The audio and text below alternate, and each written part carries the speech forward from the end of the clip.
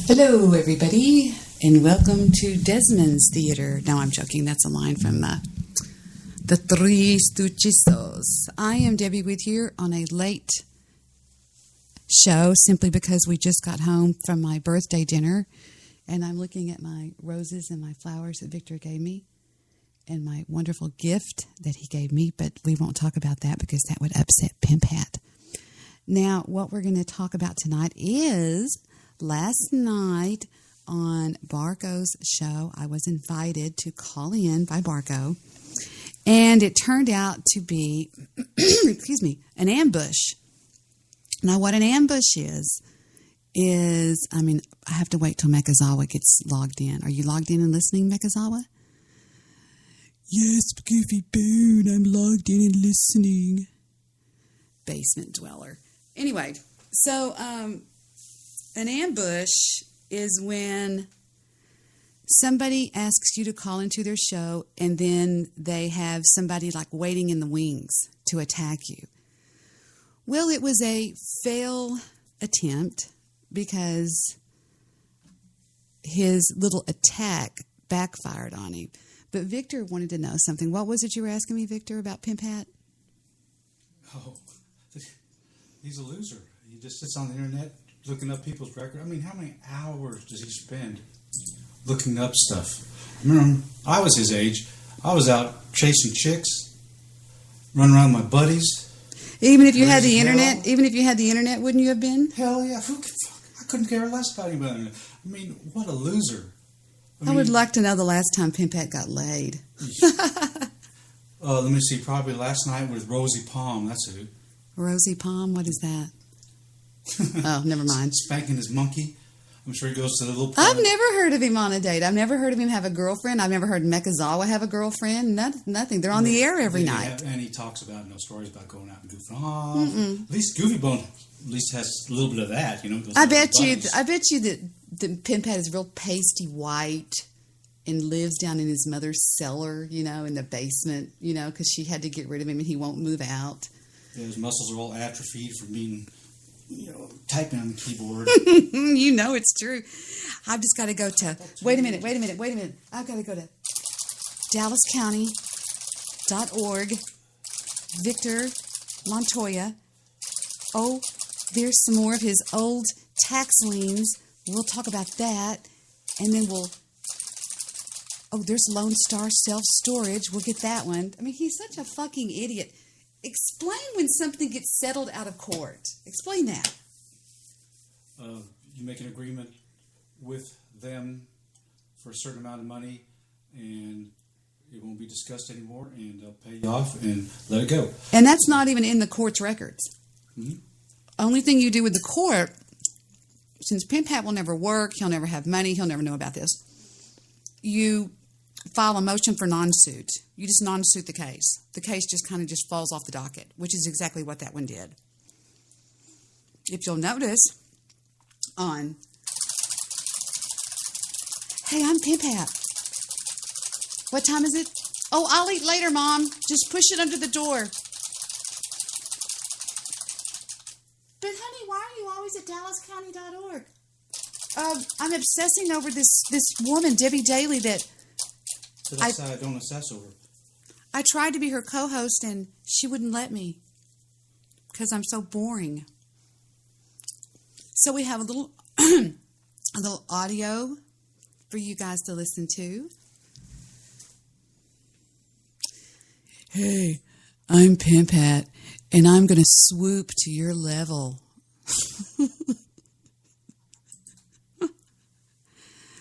So here's when I got the better of Pimphat, and he tried to shut me down and talk over me, and I was not going to have it.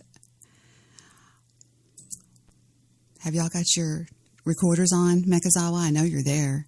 Mekazawa would never miss my show. Take it away, audio that we have. Hello, this is Debbie's answering machine. Beep. Poor Pimphat. Pimphat, be nice. We used to be friends and we used to get along so well. And besides, he hung up? No, I didn't hang up. I'm still here. I'm still here. No, we're just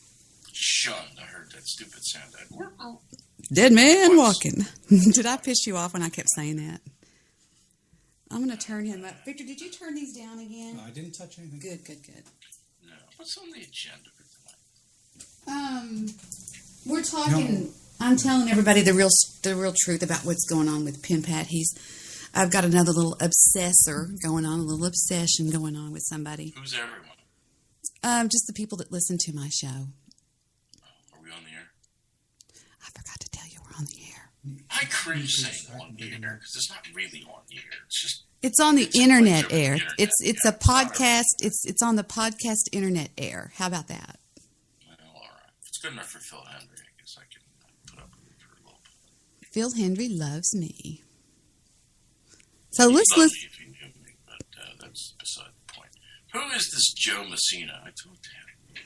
I don't know, but hold on. I'm going to play some more of this audio, okay? Here we go. What audio are you playing? You'll hear. When I own Pimphat.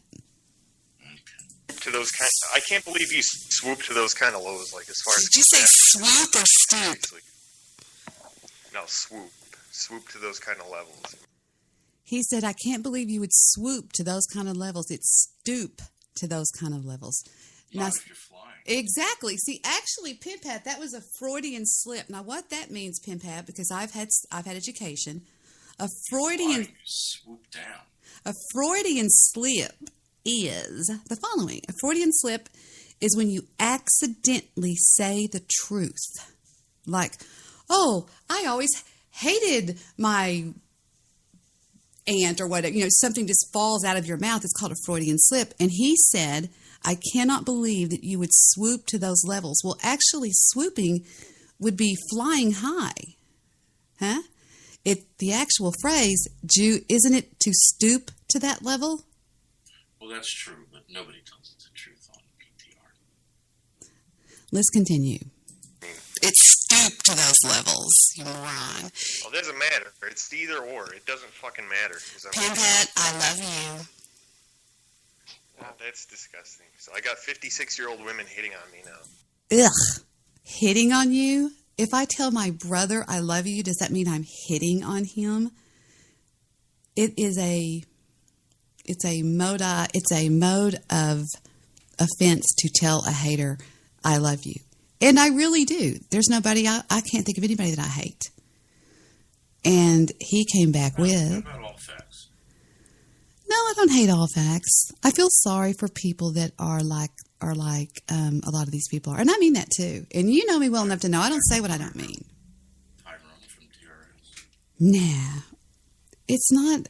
The only person I would ever even maybe consider hating would be if somebody were to do something really, really, really, really nasty to my family. And then that would probably cause me to hate them. But I don't think I've ever hated in my life. I have a question that has nothing to do with anything. Are you on your speakerphone or something? You're really quiet. No, it should be. Yeah. I can barely hear you, and I'm straining to hear you. I wonder if it's got to run. Let me check my... I can barely hear you. I'm having to push my headphones onto my ears. Oh, you know why? Why? Because this stupid... Does your volume turn itself all the way down on the input? No. What happened was... There he is. A little bit louder. My stupid Macintosh decided to change my microphone. I didn't get permission to do that. So I don't even know where the microphone is on the new Macs. I can't find it. That's a mystery. You have the new one? Mm-hmm. Without the DVD? I got the new one. I got it for right before Christmas. I went shopping in the Macintosh store and I just couldn't resist. It was so beautiful. I got mine for $300. What? I should tell you my Mac story, but I'm hearing my echo. I don't know why. I don't know why either. I don't know either. All right, hold on just a second. Let me finish this little thing I'm doing. Hold on. That's gross. I thought we went to 58. No, I didn't say 58. Now, you also said I lived in South Lake. You need to get your shit straight. Yeah, and then I saw that. They served him, and then fucking Robert told him to fuck off, saying, we don't even talk to Victor anymore. We don't talk to Victor or Dad. Robert is one of Victor's best friends. They're together all the time. Now, the reason, Pimphat, this is another lesson, so get ready, okay? When somebody is looking for your brother, you tell them, I don't talk to him. Okay, remember that. I don't talk to him. Now, you would probably roll over on your brother and go, yeah, I talked to him. He lives right over there on 13 Mockingbird Lane or whatever. But a classy person, if somebody comes looking for their brother, they're going to reply with, we don't speak to them. I was with Debbie when I bought my new Macintosh. All right, here we go. I'm almost done. Really? It's pretty funny. Is that what he said? I saw that. Okay, and you believe that, right? You want to see some pictures? Since it's an official court document. Why don't I show you some pictures with me and Robert that were taken just yesterday? We were with Robert and Debbie on Saturday, and I took some pictures with my cell phone. You see? Well, Pimphat, why do you care about? I know, he's like obsessed with me. It's weird. It's like that's all he wakes up in the morning with. Debbie. He's obsessed with me. It's crazy. No, it's not. Yeah, that's me. Don't be scared of him, Barco. He's not going to do anything to you. He's obsessed with me. Just admit it. It's weird. I think it's kind of neat. Yeah, there you go. I'm obsessed with you. I'm all you fucking talk about in every chat room, anytime you're on a show. That's all you talk about. You dig into my court records. You're always snooping around looking to see where I'm living, what I'm doing, who I'm with, who's doing this. It's crazy with you. I don't understand what now the reason I'm talking so loud and overmodulating is I got real close to the mic and I was talking real loud to overtalk him. And this got deleted off of Barco's show. Barco's protecting his little pimp fag. Bathtub girl socks and spamming people's... Oh, shut up, Pimphat. I don't even know what a fucking sock account is. You minimalist, you live in your mom's basement and you fucking dweeb around the internet fucking with people and it's ridiculous. I mean, I love it. I think it's great that you're obsessed with me. You're my biggest fucking fan. Come find me, Harrisburg. I don't want to find you. I don't give a crap who you are. I don't care. Trying to have Victor and his fucking his buddies. That was 5 years ago, Pimphat. I was trolling you. Yes, it was. Well, it's on mixed. Barker, why do you have these shows? Nobody likes this shit. It's just... Exactly. I'm just calling you. That's all you do is upset. It's none of your fucking business what I do. How about that? It's none of your business. I mean, my business is none of your business. You are obsessed with me. That's all you do is talk about me. You write about me. You think about me. You wake up in the morning talking about me. Every chat room you're talking about me. It's crazy. Get over me, baby. Actually, no, I haven't. You can ask these. Oh, I don't have to ask. I sound like a Martian. I'm going. Hold on, it's almost. There's about 30 seconds. I know. I overmodulated like crazy. That's all you do is talk about me, Pimphat. You DDoS me. You go out and you hire other people to do things to my computer. Baby, get over me. And that was what got deleted. Except for Barco being a two-faced little pussy that he is, talking, and everything. So that's what I wanted to mainly show you. Yes, I knew I was overmodding. I could see it on the LEDs. Well, you'll live. So I knew I was overmodulating, and I was doing it on purpose. I was yelling real loud into the microphone, which you do that to overtalk a mullet. And I did, and I succeeded. So How much longer am I going to live if I listen to that? that's it. That's all I wanted to show everybody. Oh, good. Can we talk about my meat now? Darling, I cannot hear you for some reason. Can y'all hear him in the chat room? I've got him turned up. If I turn him up anymore, he's going to start echoing in his own earphones. Hold on, let me try something. I haven't opened up my chat room to see what's going on in there. Let me go take a look and see what Pimphat's doing. I know he's obsessing over me. Do. Oh, and now he's posting fake Skype chats from me. Somebody named Debbie, and it's got these little butterfly looks on both sides of it. I haven't had that account for 2 years. How's that? It's okay. Not great, but it's okay. That I'm throwing lots of modulation. Well, let's just test it ourselves. How about that? Hold on just one second. Hold on, we'll see. Do down, doobie do down. I've got that song on my mind because I heard it earlier. Okay, hold on just 1 second. Let's go back. Gorilla Buck is rolling through my head. I know. That song's really cute. Okay, go ahead and talk. We are recording now. I thought we were recording before. See, Well, I think I sound fine. Okay, now I'm going to say something. There's me talking, blah, blah, blah, blah, blah, blah, blah, blah. Now you talk. 1, 2, 3, 4, 5, 6, 10, 11. Okay, now listen to how soft you are. Here we go on the playback. Be real quiet. Oh, it's got a spinning wheel of death. It's got what do they call that? The pinwheel or colored pinwheel? The beach ball.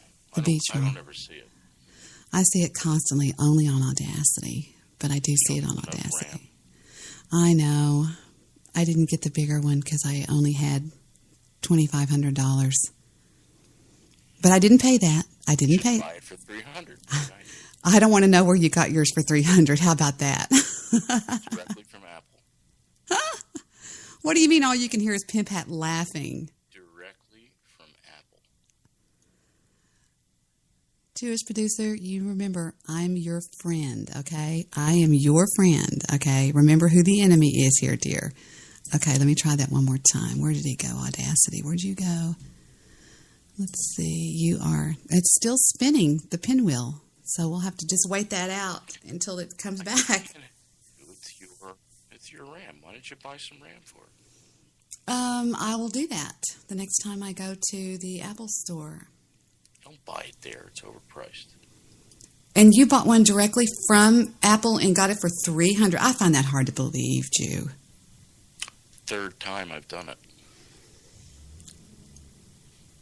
I just heard the Land Cruiser start in the Circle Drive. Let me look. Hold on.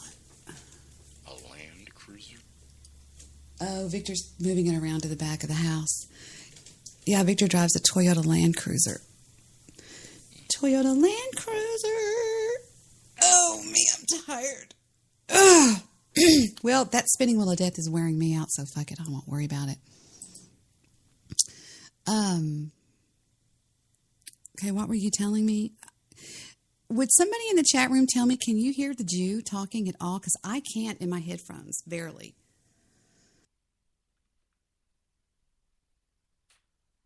I think it's you. Well, I can turn my headphones up more, but I still just can barely hear you for some reason. I can barely hear anything. Let me turn this up a little bit, but I don't want to start over-modding again. There. Jewish producer, you know, that's not being a friend of mine, okay? What are you doing, buddy? He goes, all I can hear is Pimphat laughing. I'm like, what the fuck? Okay, it stopped. Finally. Here we go. Here's the playback. And talk. We are recording now. I thought we were recording before. See, I think I sound fine. Okay, now I'm going to say something. Can you hear you at all? I hear you as low as I hear me. It's very low. We're the same. Well, here's how low you are. Listen to it one more time. Okay, playback. But you're the same. Talk. We are recording now. I thought we were recording before. Oh, that's even. I think I sound fine. You barely hear that. Okay, now I'm going to say something. There's me talking, blah, blah, blah, blah, blah, blah, blah, blah. Now you talk. 1, 2, 3, 4, 5, 6, 10, 11. See, I can barely hear you. I mean, it's just like 1, 2, 3, 4, 5, 6. I mean, I've been doing this a long time, Jew, and I'm just telling you, whatever. I'm talking an inch from the microphone. I should be over-modulating. No, you're not over-modulating. You just sound a little bit louder.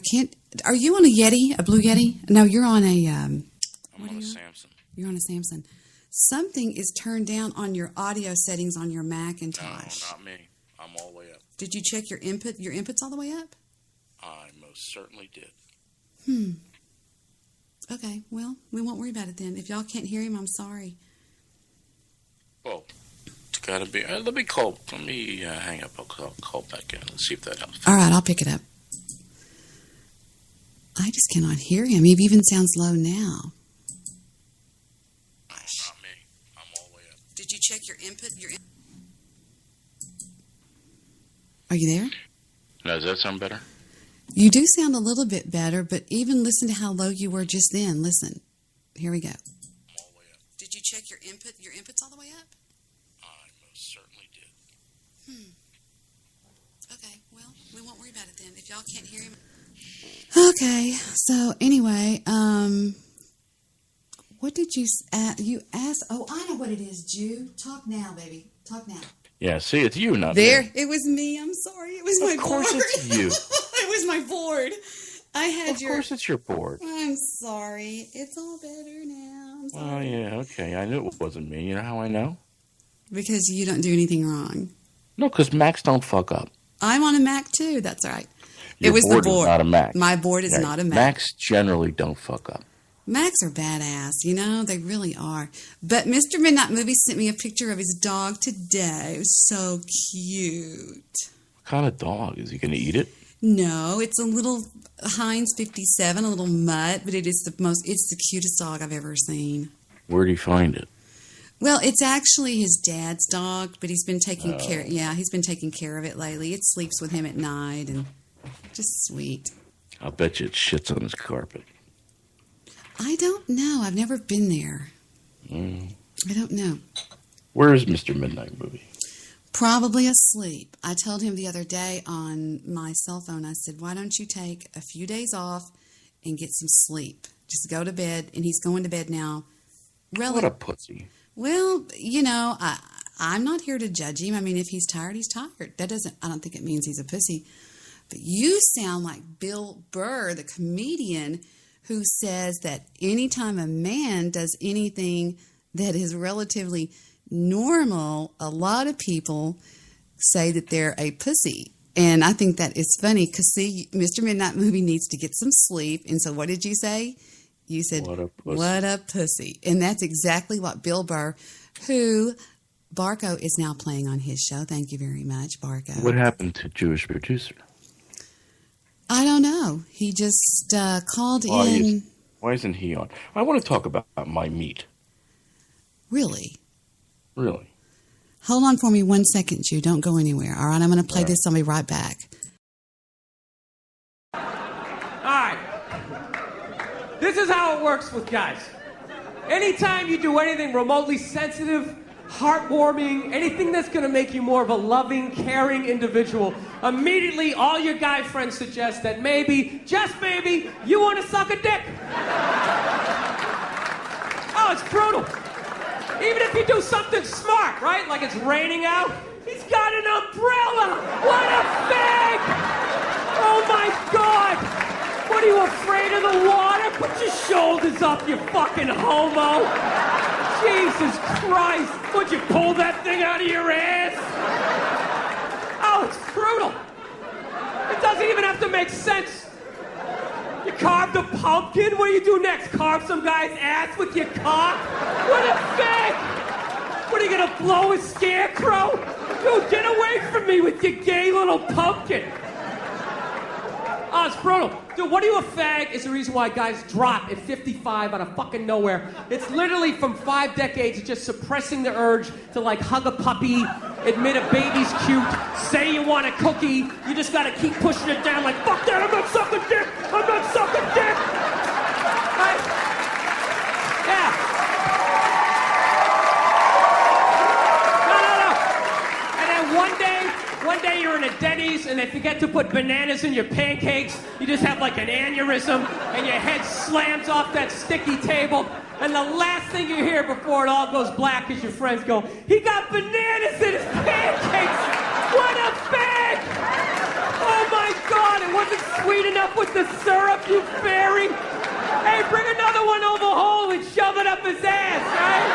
Yeah, because it looks like a dick, right? It looks like a dick. Yeah, I thought it, then I said it. I'm awesome. Yeah. Ah.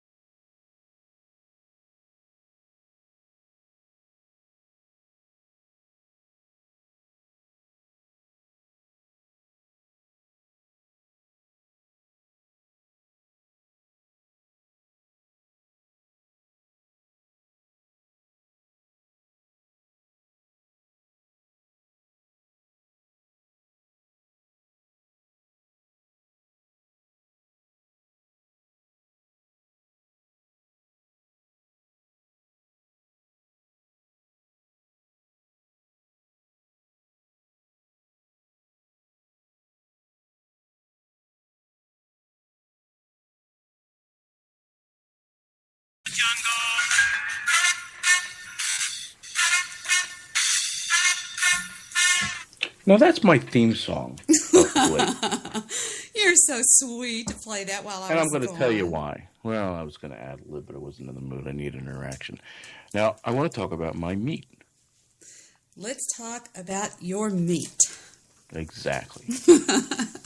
Go ahead. I went yesterday, took the boy with me, and I went to the supermarket about 10:30. It was full of people, annoying people. The shelves were, well, they had a lot of milk, though, and they had lots of eggs. But hamburger, barely had any left. Steak, had been kind of picked through. But I found some steak on sale, so I bought it. Big package of steak. And when I got it home, well, I cut it up tonight. They hid a big, fatty piece of steak, but not marbled with fat. I'm talking about 2 inches wide. It sort of looked like chili. They always do that. They always do that. They Well, hide they're it. pissing me off. They hid it under another piece of lean meat. Come on, you know what you got to do. Oh, I'm going to go back there and raise hell. But I raised hell last night. I had some black checker give me a fucking attitude. Fucking hair hat she was. You know what a hair hat is, right? I know what a hair hat. I guess I don't know what a hair hat is. What is that? Oh, well, that's when black women sort of shave their head bald or cut their hair really short, and then they wear a wig. It's called a hair hat. Hair hat. Okay. Well, it's not their hair. It's a hat made out of hair. And what Think does that about it. have to do with you buying low-grade meat? That has nothing to do with me buying low-grade meat. When I went to go check out, now see, the day in the life of me is a constant interaction between people who ultimately don't like me. Right. Nobody likes me because I tell them the truth. We're both a lot alike. No, I'm joking, of course. I have friends and family, but as far as meeting people, I just do like, as well. you're an idiot, you know? I do as well, but we were in the checkout line, and it was turned off. There were a lot of people trying to check out. And here's another thing I can't figure out. What is it with the self-checkout bullshit? I am not self-checking out of a supermarket. I'm sorry. There is no fucking way that Why? they're not going to me. I'm not going to self-check out. I want somebody to bag it for me. I want somebody to take my stuff. What the fuck? I want to know why they have so many cash registers. Well, why do they have so many cash registers with nobody manning the cash register? Well, that's what I mean. Well, here's the thing. So this one lane, supposed to be the express checkout lane, 15 items or less, but it's dark. Well, I go back. I get to the back of the line. Nobody's behind me. And these, I don't know where they were, Greeks or, I don't know, some kind of fucking foreigners somewhere. And they start talking to me in English and I think Greek. And they're telling me, I don't know what the hell the guy was telling me, but ultimately I think he was telling me that I couldn't get in the line because he was the last one. Well, I said, well, fuck that. I don't really give a shit. So I start putting my stuff on the conveyor belt. You know, let them throw me the fuck out when I got meat on the conveyor belt. Anyway, so I'm at the back of this line, and the checker is a black girl. I must not get along with black people, and certainly not black women. I don't think they like me. And the checker's a black girl. And she comes out of the cage where she stands behind the register, and she comes around and she says, well, you're the last one, she said, but make sure there's nobody behind you. And I'm thinking, make sure there's nobody behind me? That's my The fuck duty. Am I working here? Exactly. Right. So I don't pay attention to that. I'm just standing there talking to Jonathan, and it's usually a discussion about which gum he wants to buy. And so I'm standing behind the two guys from Greece. Well, I think there's 3 or 4 of them. I'm standing behind them. And by the time I got up there were 4 people behind me. She's glaring at me. Oh, you didn't do your job. I looked at her and I said, excuse me. I said, is there a problem? No. But she's fucking glaring at me. Just fucking glaring. Not staring, glaring. Now, my brother would say she's scowling at you. She was scowling. She was sort of hood way. She was scowling. Well, anyway. So I get up there. I said, "You got a problem?" She says, "No, I don't have a problem." And meanwhile, she starts staring at the people behind me. I said, "Well, let me explain something to you." I said, "I don't work here." I said, "You work here, right?" "Yeah." I said, "And there's a problem?" She said, "Well, you have a problem." I said, "I'll tell you what. Let's take it to the office and figure out who's got the problem." She throws her hands up in the air and she says, "I'm not working this bitch," and walks away. Leaves the fucking cash register. What? I was mid fucking sale, whatever, right? Whoa, And that's pretty gutsy. exactly. So I said, I piss everybody off. And it's usually black people. I had another guy at the same supermarket. He didn't like the way I was eating or something. I don't know. He put they have a little food court sort of thing, and he started putting it away. You ever notice when they take the chairs and they put them? They wash the tables. Then they don't wash the chairs, but they take the chairs. They put them on the table. I could never figure that out. Welcome, Mr. Solution. How are you? Very good. Hey, I want this. I'm adopting the habits of the Jew. I want life to be more about me, damn it. Well, I haven't even gotten to my fatty piece of meat yet. Well, consume it and be done with Are you fucking crazy? That was more fat than anybody should consume. They hid it from him behind a beautiful piece of meat. They hid I a... want a quarter of my money back. Those bastards. They hid they hid a ringer underneath my meat. And all I wanted to do was put meat in my mouth. I hear you complaining more. I don't listen a lot, but I hear you complaining more. That's because he's dead man walking. He gets so mad when I say that. Apparently, someone is disturbing his quietude. He's complaining a lot lately. What's going on? No. I complain all the time. That's normal for me. Trust me, it's all the time. Oh, I see. Okay. Exactly. But people don't know how to deal with me. I think they find me very difficult. You think? Well, I deadpan them. It's just like I do on BTR. I monotone them. Well, let's do a little role play. I'll be the cashier, okay? And walk up there with your shoddy meat and show me how you talk to him. Yes, can I help you? Can I help you, sir? Her. I didn't say anything to her. She scowled at me. But did you take the meat back? No. I didn't know about the meat at that time. Oh, this is at the checkout. Okay, all right, okay. I didn't take care of the meat until tonight. That was yesterday. This was all the people out there trying to buy food for the big snowstorm that never happened. Oh. I'll tell you, I told everybody on radio today, terrestrial radio. It says, "Did you go to the store?" I said, "Yeah, I bought tinfoil." I don't see on the videos that I'm watching of the East Coast, or do you, Mr. I just don't see a blizzard. I think New York got most of it. Hey, is that the real Guy Shay? Well, they said it's coming, Debbie. Let me No, I take think a look it came and see. I don't know. Let me go look. Okay. Is that At the least real Guy Shay? Let me hit. It's Let Guy me Shay. hold on. Let me say open link in new window. Yes, that is the real Guy Shay. Let the real Guy Shay come on the air and stop being such a pussy. Take the Jew on, one-on-one. Oh, here we go. I'm in the mood. Now, Mr. Solution, you really think that that's complaining? Because I think that's very light for me. Well, what I'm doing is I'm just on a cursory basis. I didn't go into it extensively. But just observing what's been going on, I hear a lot of complaints coming from you. But since you say that's your normal MO, I'm okay with it. No, I normally complain.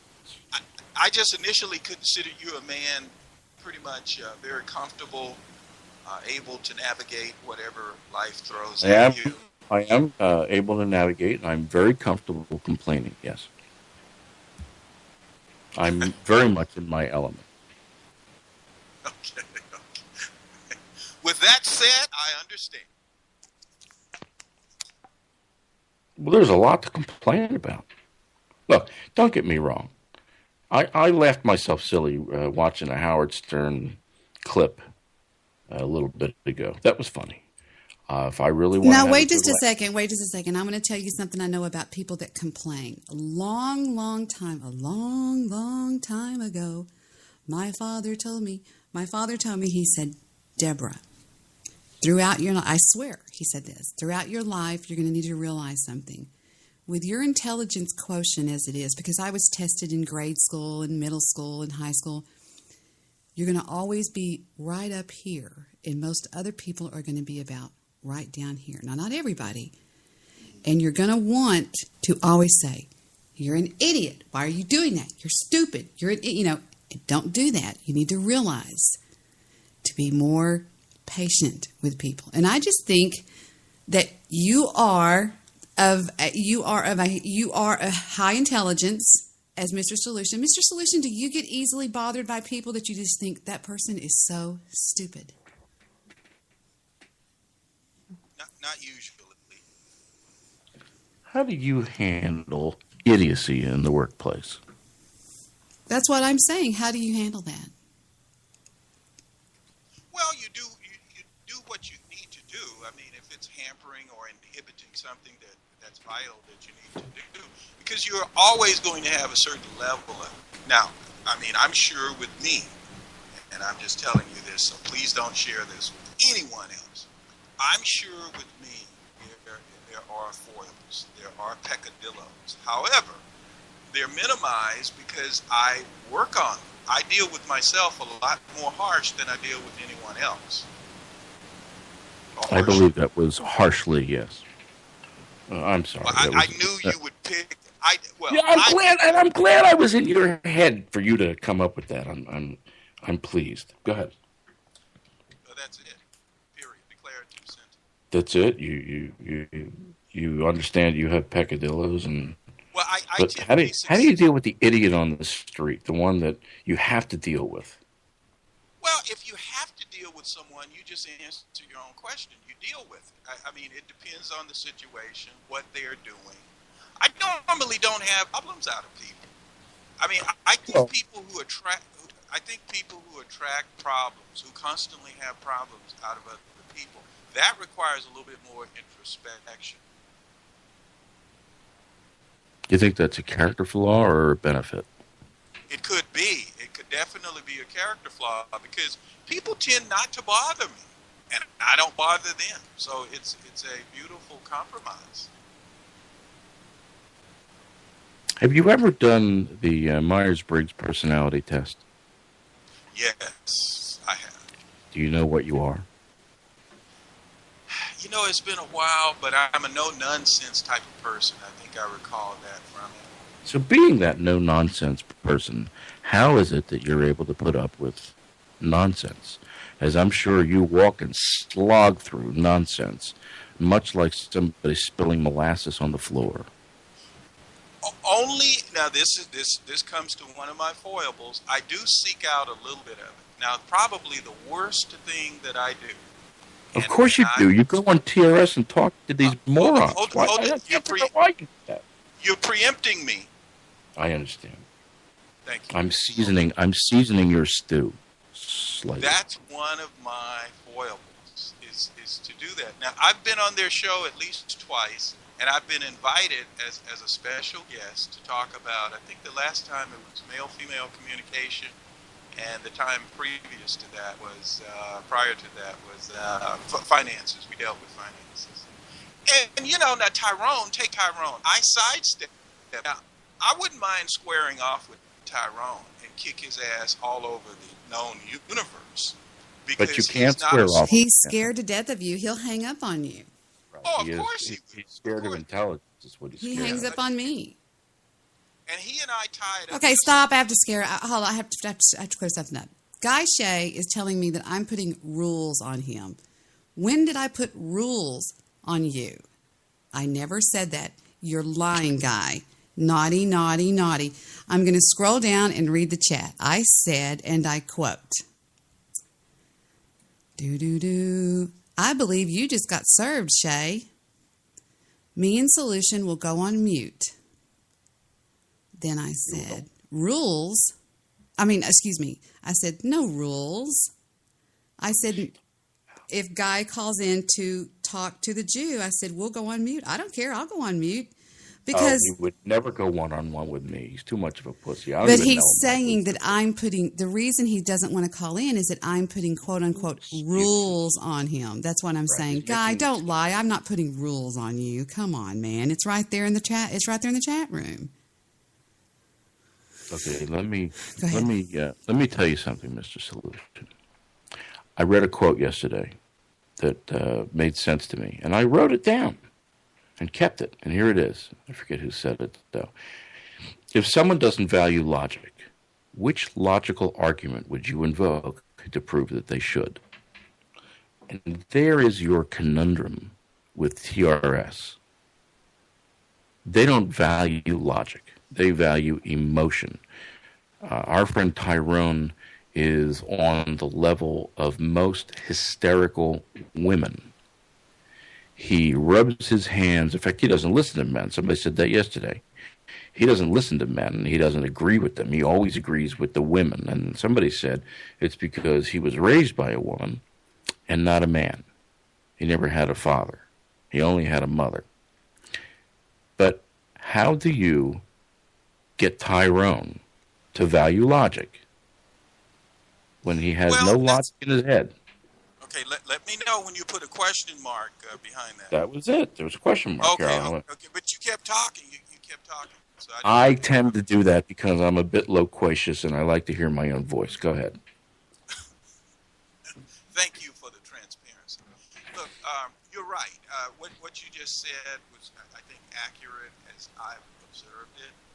Tyrone is like a flighty woman, and he will hang up on. But a lot of times, I will speak through a person, use them as a conduit, and he does listen, and he knows when to back off. Now, he approached me with some bullshit the other night, and I used logic, and he just he backed off because the questions that he asks, he think there are no answers for. But there are easy answers for most questions he asks. And the question that I have for him fundamentally, Tyrone is a hypocrite. He lives like a white man, but yet he condemns the system. Tyrone, and I'm just going by information that he pointed out, he has retired from the military, and he draws a pension. I was in the military, but I didn't retire from the military, of course. I couldn't. But I do enjoy I did enjoy the military. I enjoy its structure and so on and so forth. And Tyrone was able to navigate that. But yet, when he speaks, it's completely bizarre. It's just bizarre. He loves this fucking victim mentality, which pisses me off. Instead of saying, this is the way I got up off my lazy ass and did it. It seems to me that he feels the door closed after he went through. And I disagree with that vehemently. And so that's the problem I have with him, is that he doesn't see the success that a person knows is the success that they have accomplished, what they have done. So he doesn't share what he has done. He started a business subsequent to his coming out of the military. And he has done okay. Why won't he share that with the other people who claim victimhood? Now, it appears that... I don't believe he really started a business. Well, what business did he start? Well, I'm not calling him a liar. He said he owned some sort of... No, I'm not asking you that. What business did he start? I think listen to me, sir. Okay. I think he says he owned a daycare, and I think he owned a beauty salon. All right, let me ask you this question. If that's true, can you see Tyrone Thompson running day-to-day operations of a daycare or a beauty salon? I think what he's saying really is, I took some of my money. I let my girlfriend run the business because I don't know shit about business. And that's why he won't talk about it. That could be an explanation. Like I say, I mean, we all see the same thing. I mean, we've seen a lot of it. I think, first of all, Tyrone's personality and a lot of the people who talk, I mean, I wouldn't do business with them. and they won't do business with each other. They're very harsh. They're very critical. They're very acrimonious. And of course, that attitude has to change, because if you're going to do business with someone, they are your boss. The customer is the boss of the sole proprietor or the small business person. And therefore, I think he comes off unnecessarily harshly. I think he refuses to see logic, as you pointed out. And I think he needs to change. But see, he caters to a certain market. Some of those people, they like to hear that. And I think that's the reason he spews that bullshit. But the point is, I say there are two things. There are constants and there are variables, okay? So if the constant is the white man treating him the way the white man does, what the fuck is the variable that's going to change the situation? Is that the answer to the problem? Is just constantly I have to interrupt for a second, and I've got to update y'all on what Guy Shay is saying. Guy Shay totally ignored and ran away from the challenge from the Jew. And now he's calling out the girl on the show, the female on the show. Come on, bitch. Come on, bitch. I'm like, what? Are you high? I said, what is wrong with you? God. That would be number 2. I said, he goes, I will take you on right now, live on this show. Luth, I don't want to. I didn't challenge you. You got challenged by the Jew guy. Are you high? What would be the subject? I don't know. What would be the subject? It could be my meat, for all I know. Wait a minute. Okay, that's a double entendre. Look what just came in the chat room, Jew. Well, maybe on the West Coast, Mr. Solution, but here on the East Coast, that was very direct. Penis? Are you talking about your penis? No, I'm talking about the steak I bought last night. Okay, all right. Well, I'm sure that I'll definitely listen in. But we have traveled around and around. The original conversation that started us talking about Tyrone Thompson was whether things made you angry, that you had that you were able to tolerate someone on such a low level as a Tyrone Thompson. I was just using him as an example of people that you meet day to day that annoy you, that get under your skin. Well, really, Tyrone basically, let me just say this, and I get the gist of your question. Tyrone just sits back and listens. Now, what he said when I talked about finances, this was his summation. I say, okay. This is the thing. He's pissed at me because I talked to Debbie. That's it. That seems to be the sole basis, and also Renee. They're pissed at me because I talked to Debbie. That's it. How can you talk to that racist, so on and so forth? So aren't they angry that you speak with me? No, they didn't mention. Why not? I'm sorry. I'm sorry they didn't. Guy Shay said, fake show, fake numbers, fake money, fake friends. I know you better than you know. Let's play. That's what he said. He's lost in the chat room. What the hell happened to Guy? Oh, right. These men have already lost to me. Oh, that's easy for you to say, Guy. Call in. Call in and take the Jew on. Are you scared? I don't believe that Guy could stay in the presence of both myself and Mr. Solution. I think that'd be too much. Well, I'm leaving but the Mr. chat. Solution, I've got to ask you. So, So can I just go watch TV? Can I go watch TV or something? Or, there's a lot of things I could be doing. You want me to go watch TV or do something out there? There's a lot of things I could be doing. Stop it. I'm not on your show all the time. Happy birthday, Debbie. You just had a birthday? Yeah, but I have the birthday curse. I never have it. Well, I actually had a really nice night tonight. It was actually grand. My son had a tie on. It was so sweet. For your birthday? Yes. They took me out to a nice, big 4-star restaurant. It was real nice. Oh, no. Now you're at my speed. Let's hear about the meal. You ready? It was Morton's Steakhouse. Your favorite. They had no windows. I know. It was wonderful. And I had the scallops to start off with. Heather and I split those. And then I had the tenderloin.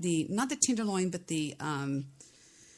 it's like tenderloin. They chop it up in little choink. It's called steak medallions or something like that. I have to look and see what they called on the menu. It was fabulous. Medallions of boeuf. And Stephen had calamari, and Stephen had baked. He had I just want to know who ordered the $8 baked potato. That would be Heather. And Heather also had some pasta, which I was finishing up right here in this bowl that she didn't finish. But don't you feel a little bit taken when you get an $8 baked potato? You know how much the check was? I can imagine how many people went. There was 6 adults and 2 children. I would say the check. Did you have wine or not? We had a bottle of wine. Mm-hmm. All right. I would say the check was somewhere around $800. Close. It was $647. We actually had. Please add the tip in there.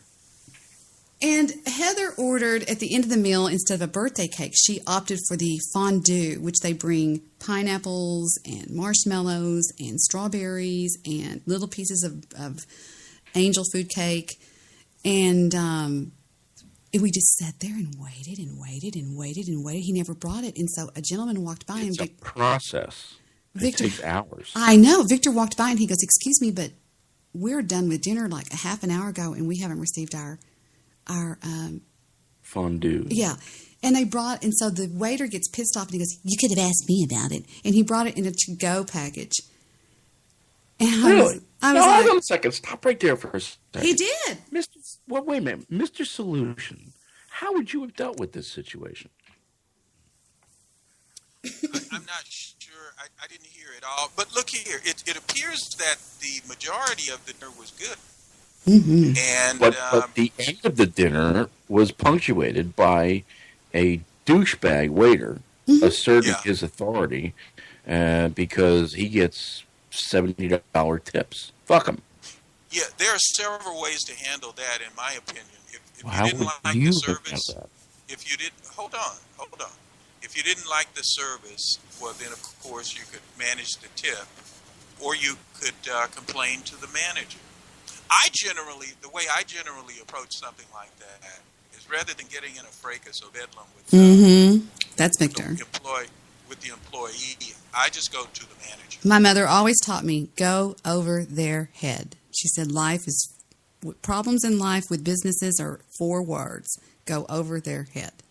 And I guess this gentleman that walked by, because he was dressed really nice, was in some sort of management. And Victor didn't even make a complaint. He just said very nicely, he said, and we had been sitting there forever. The baby was getting restless. He was like squirming in Heather's lap. It was ridiculous. We'd been sitting there forever. And Victor just very politely said, "Would you check on our fondue?" And he said, "We've been sitting here forever." And he got the ticket. And he goes, "Yeah, they cashed your ticket out." Oh, there's my baby boy. Did you pay for that fondue? Hi, Mr. Midnight Movie. Hello. Who are you on the phone with? Just me and you, and I'm not even on the air. What? I heard somebody else talking. Oh, I'm sorry. It was the Jew and Mr. Solution. No, we ended up not having to pay for the fondue, but the check was still... It was the fondue on the check. Yes, correct. And he handed it to you in a to-go bag. The fondue was $26. Yes. And yes! He handed it to you in a to-go. Swear to God, I'm not lying. Well, what balls on that waiter? Well, they say the world's going to hell in a handbasket. I guess it is. How much did you tip him? $60. I think Victor tipped him $60 or $70 or $80. I'll tell you how much I would have given him. What? I would have given a credit card, and when the check came, I wouldn't have signed it, and I would have left it blank. You know what that means? What? That means... You haven't closed out your tab. Oh, really? No, it means no tip. I don't know. Victor paid in cash because I saw him over there going... And we were out the door. He's just not the kind of guy that's going to make a big stink over something in public. He's very subdued. That's not... You don't make a stink over public. See, you pay for it with a credit card, and you leave the fucker no tip. As far as I'm concerned, his tip evaporated when, one, he admonished you. Yes, he admonished him. But I want to say one more thing before I get off the topic. You in a doggy bag. Let me tell you one more thing. Oh, and I'll tell you something else. But one thing that bothered me is when they bring our dinner, nobody knew who had anything. And I thought that was unprofessional. They go, who had the tenderloin? And we were like, me. Who had this? Me. Who had that? Me. And I think that for a 4-star restaurant, that's very unprofessional. Okay, here's how I would handle it now. I would have asked the manager if that was a new waiter, if that was a waiter who just recently got the job. Yeah, Victor's going to handle it tomorrow. If he just recently got the job, I might have afforded him a little bit more slack than what I would be inclined to do. But I would leave that fucker no tip. Morton's is not going to put somebody on the floor that is a new, unexperienced waiter. Don't be so sure. Tell me why you got a waiter that admonished you on a $700 bill. I was shocked. He kind of put a damper on the evening. But I don't want to talk a bunch. Mr. Midnight Movie's on the call now, and y'all continue with your conversation, okay? I was enjoying listening to it. How was the chocolate fondue? I just had one. It was absolutely wonderful, but I just let Heather take it home because it was in a to-go bag. It was in a to-go box container. But you didn't pay for it. It wasn't on the bill. Victor said no. But Victor did take the bill with him. He's got it in his billfold right now, in his wallet. So he's going to take care of it tomorrow. I want to see that bill. I think the fondue was on the bill. I think Victor just didn't want to have a trouble. No, I actually, when we were driving home in the car, he handed it to me, and I looked at it. You know, I turned on the makeup mirror light and looked at it, and it wasn't on there. It was on there, but it was marked through. It was $26. So, anyway. But enough about me. Go ahead. Oh, yeah. Enough. You just made it about you. Yeah. Sometimes one has to choose their battles, so. Would you have tipped that waiter?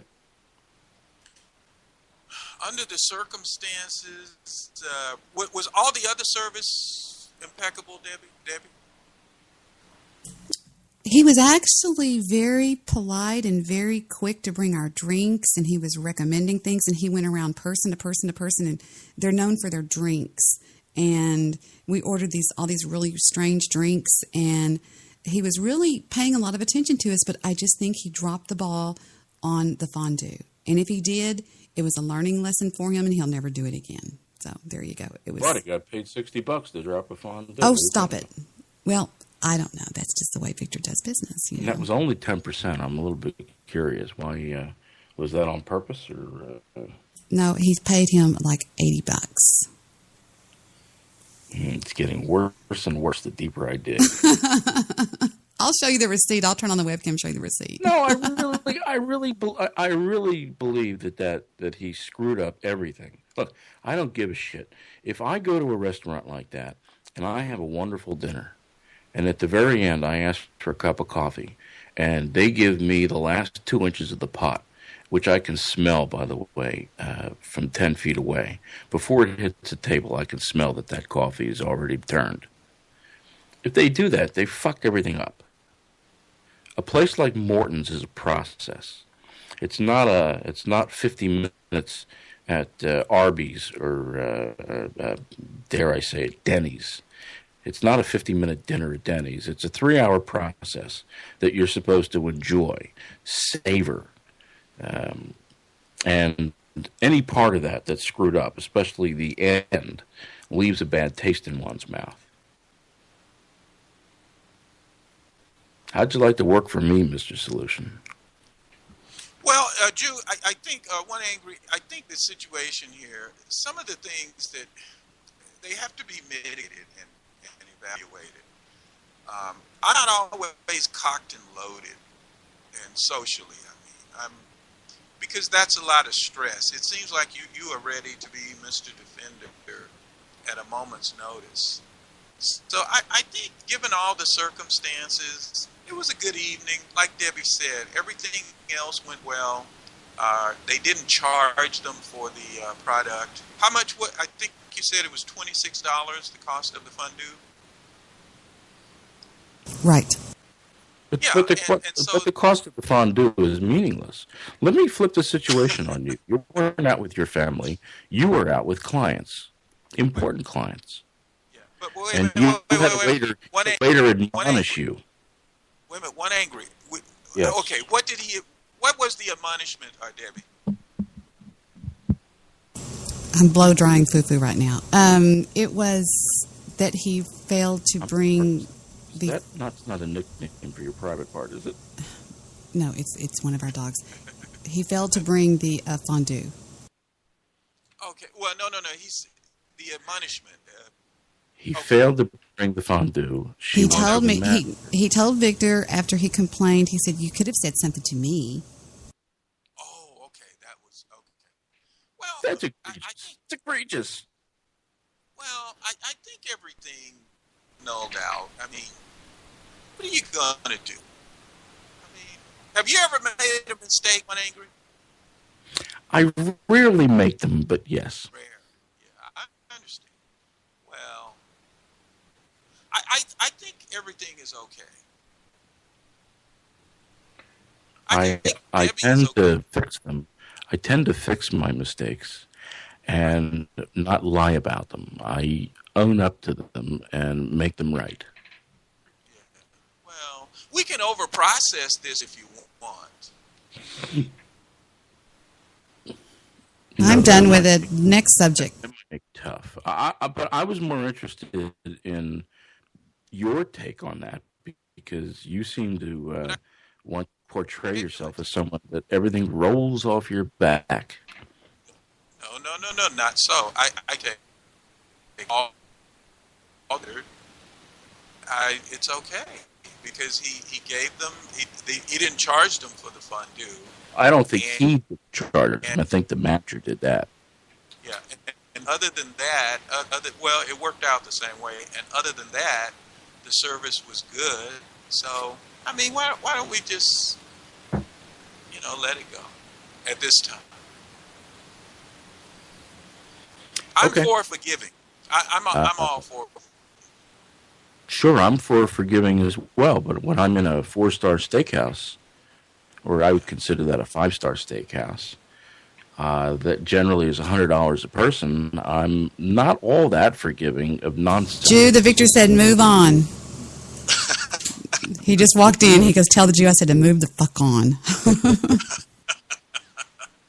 I agree Right. with Victor. Well, you want to go back to my meat?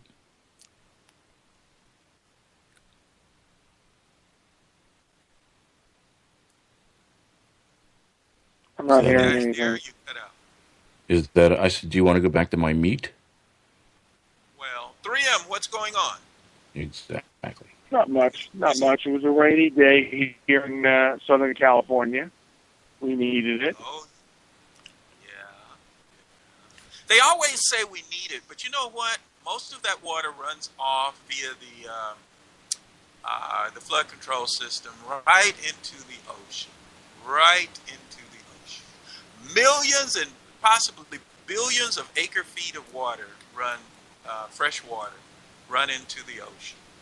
Had you ever considered that? I didn't really think of that. I mean, I've always thought that we probably would need a desalination plant would be good. They have them in Israel, and I believe in France. They have desalination plants, and I always thought that California needed that more than we need a bullet train. Desalination Right. plants cost money. Lots of money.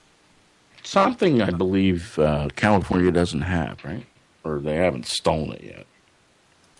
Well, But see, I would say, why would they build? Well, they're building a bullet train, so why not take the money from that, stop building that bullet train, and build a desalination plant?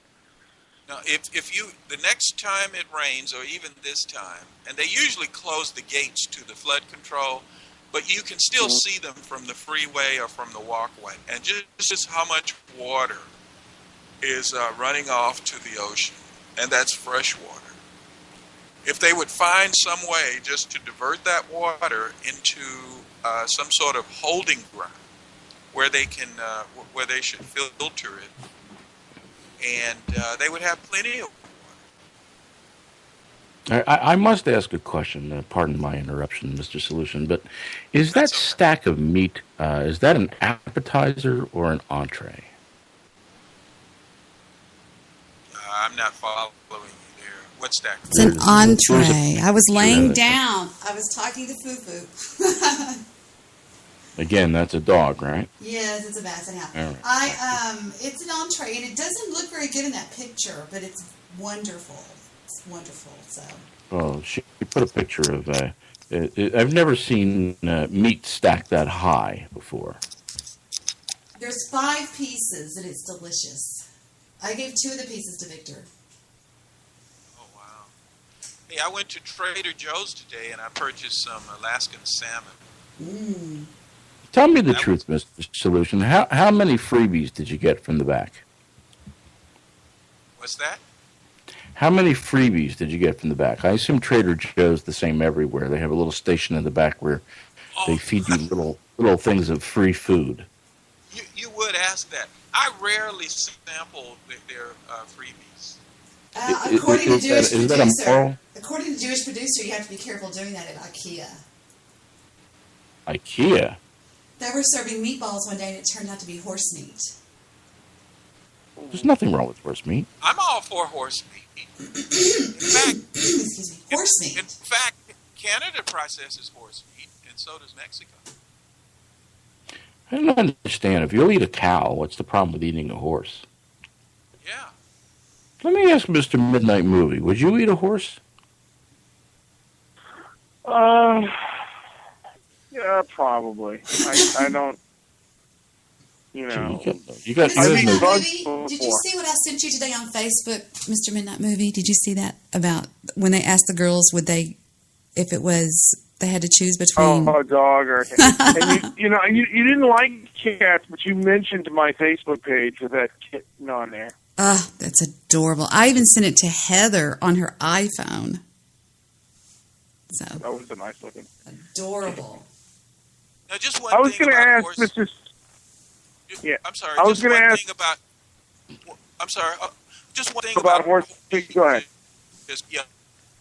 Doesn't follow the kosher laws because the horse doesn't have a split hoof. So that's one difference. But I mean, today I don't think it. I don't think it really is an inhibitor. Are you by chance, Mr. Solution, a Jew at heart? I'm a son of Abraham. Mr. Solution, Bathtub Girl said on her show the other night that you don't know anything about the Bible. I was laughing. Oh my gosh.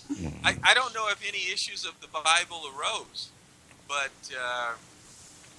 anyway, what's your question, 3M, for me?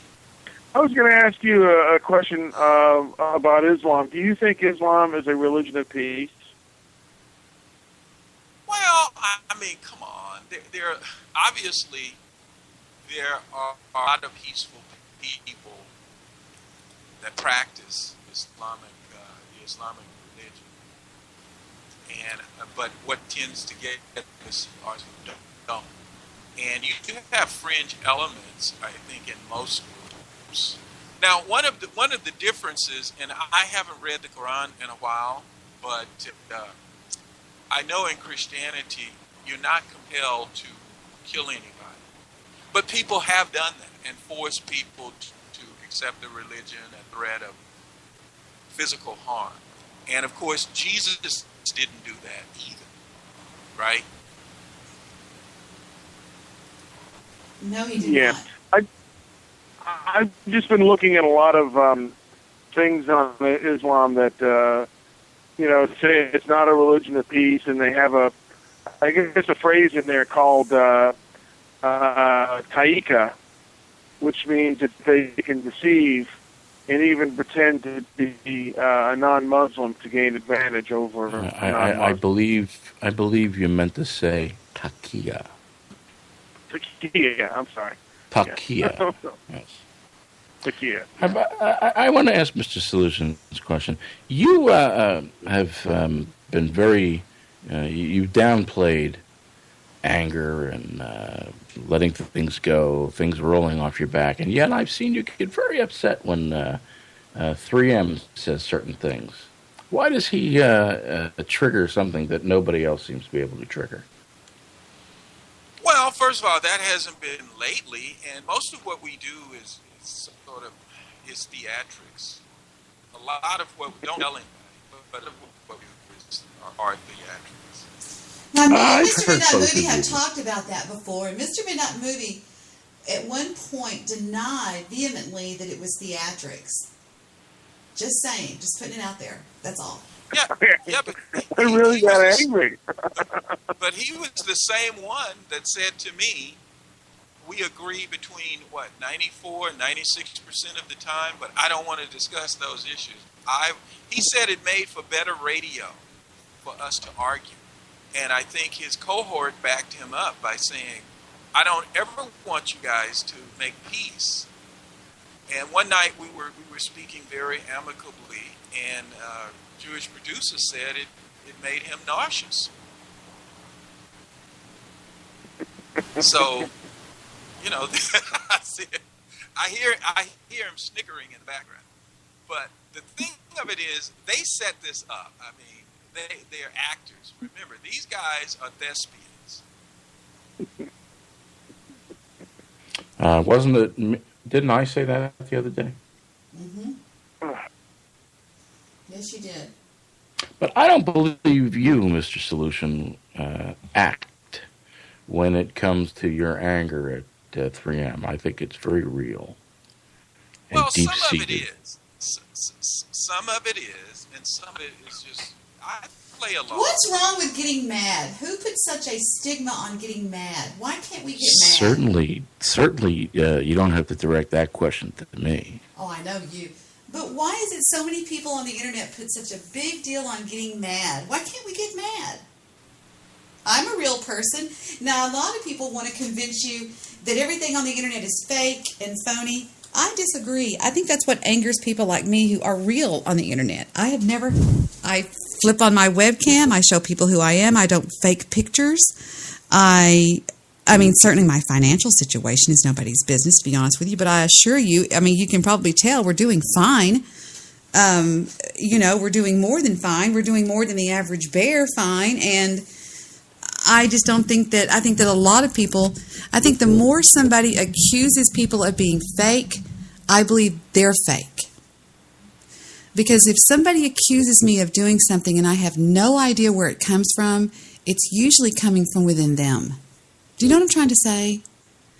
Much like the husband that comes home and accuses the wife of having an affair, and she's like, what? Yeah, they're the first ones to do it, of course. Exactly. So. But Debbie, don't you think, now, on a lot, we operate in different spheres. You're on a lot more than I am. You have a show. Oh, But I don't know about that, Mr. Solution. I'm not on that regular. You don't understand. Well, that's true as of late. That's Mr. Solution seems to be able to make the rounds. Hold on, 1A.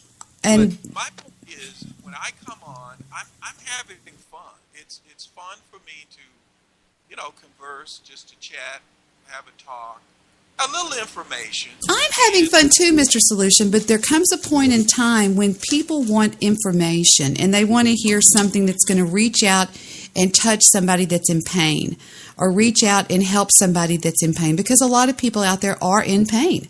And that's when I like to reach out, or they enjoyed the Bible shows that we did. Everybody did, but of course that's a bad topic. I'm But pro that. I'm pro. so I don't think it's all shot and fodder. What did you say? Right. It's and I don't mean to give okay. that impression, but I would say if I had to mix, maybe about 2080. Tomfoolery.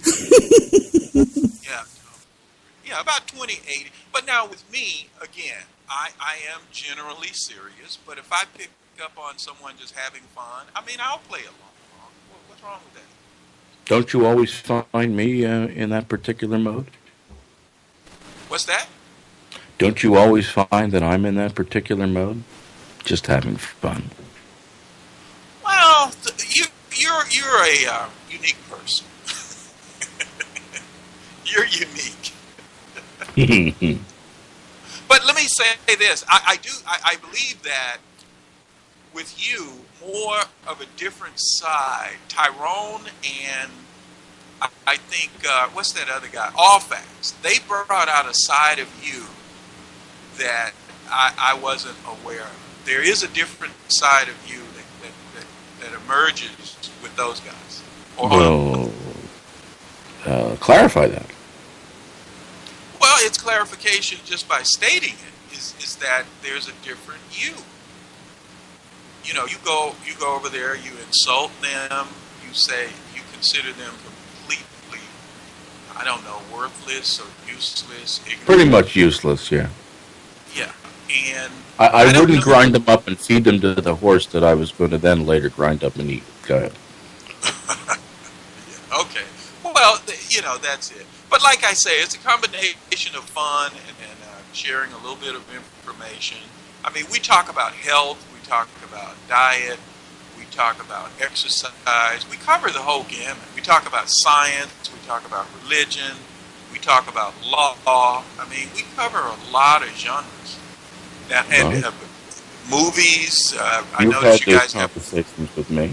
I've had all those conversations. By the way, I don't have that particular attitude towards Allfax. I like Allfax.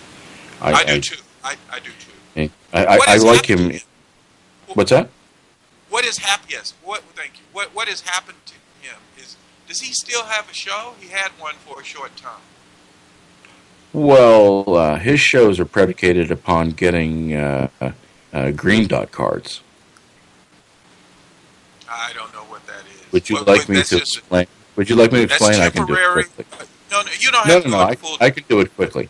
If you've ever wondered how he's able to afford the 3-hour show, he does it by getting a green dot card, putting $5 or $6 on it, and when you sign up to Blog Talk, they don't ask you for your name.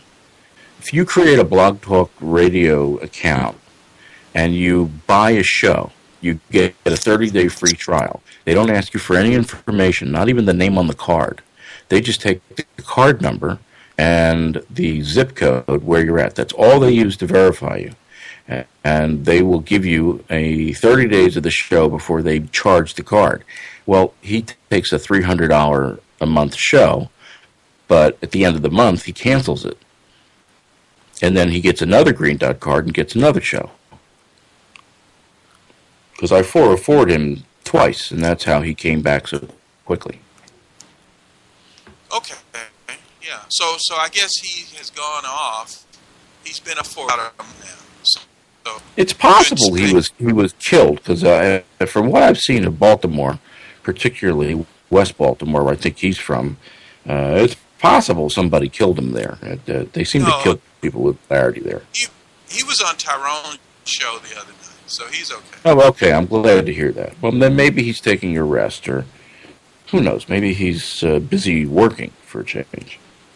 Now, 3M, when are you coming? Thank you for that, 1A. 3M, when are you coming back? I'm not too sure, because the quality of Blog Talk sucks, and Spreaker's okay, but I think I don't know. JP and I are working a few kinks out, So okay, so you're working. Hello. So you're working the kinks out of the audio part of Blog Talk. Yeah, Blog Talk has terrible audio, and it's like it's not what it used to be, and it's not as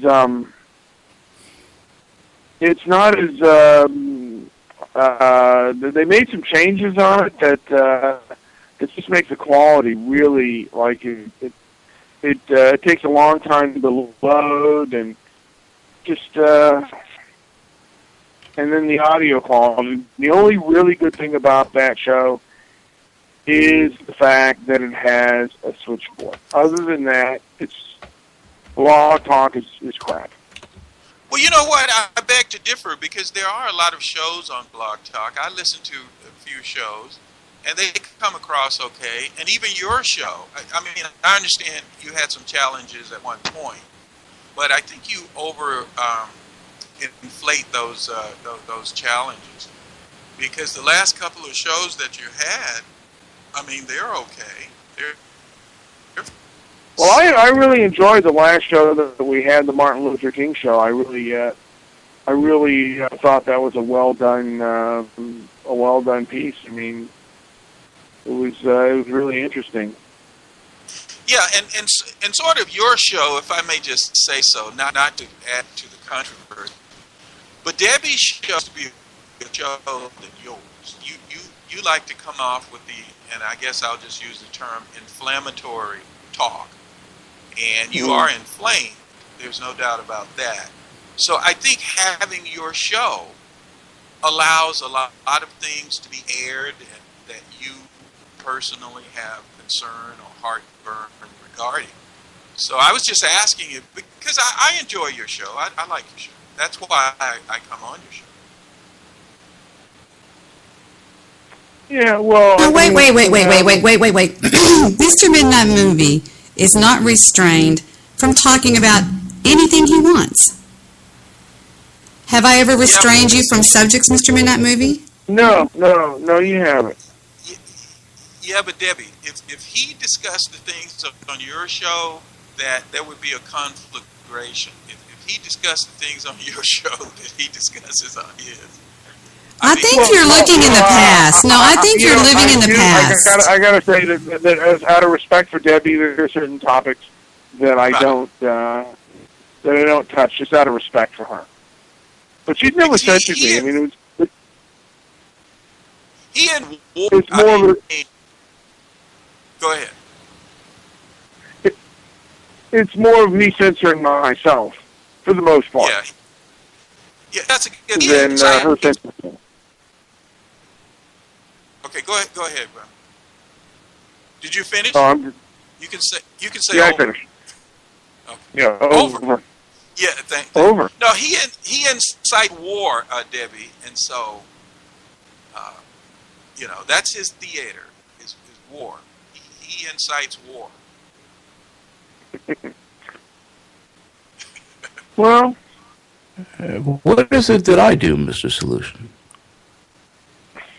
I'm not. Go ahead. You may explain it. No, I'd like to hear your explanation. I mean, you don't. I mean, you've heard 3M. I mean, you think you present yourself? Have you had a hate show? You had an inflammatory talk show? You had a scat show? I mean, those are the things that he promotes. I really think you're living in the past, though, Mr. Solution. He hasn't done that stuff for years. Seriously. All right. Well, I think he hasn't done the scat, but I think the hate, that stuff may all be blended in, and I think it is. I think TRS promotes more hate than anybody does. Well, I think so, They're too. bigots. They are bigots. There's no doubt about that. Oh, well, most of the people over there are, yes, they are. And I don't mind telling them so. I mean, they call people names, and then they pretend to not call women bitch, but they had a show last night as to who called the woman a bitch. And all of them do it. They're hypocrites. I mean, I Renee a bitch, but only after she called me a coon on Tyrone's show. And then I went on her show, and I was going to have, hopefully a pleasant conversation. And she called me that again. So when she called me that, I blasted her with it. And by the way, why don't you just let that roll off your back? Well, I did. Did you listen? Just now? The first show? time, No. The first time I did, but I just wanted her to know that's an insult, whatever it means. That's an insulting term, and she didn't have to go there. But one of the most insulting things that she did is her and some of the people over there were trying to tell people how to spend their money. And that's just a cardinal rule. You don't do that. I mean, if you want to spend money a certain way, you earn it, and then you spend it that way. But But you don't tell other people how to spend their money. No, you don't do that.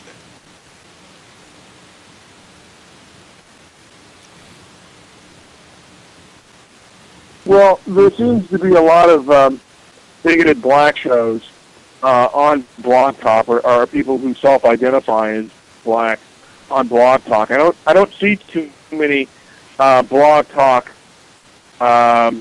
bigoted white shows. Are you including or excluding yours? I know. I rolled my eyes on that one, and I almost didn't get them back. Oh, really? There are plenty of bigots to go around on BTR, please. Yeah, I tried to be on BTR. I have yet to see like a white power show. What would that look like, in your opinion? I might be able to help you with that. Really? Yeah, I created a Blog Talk show. I haven't used it yet. I'm calling it Crackerville Junction. I was going to use it as a honeypot to lure in most of the rejects from Allfax and Mike Mills and TRS and play with them. Now the EDL has a show on Blog Talk,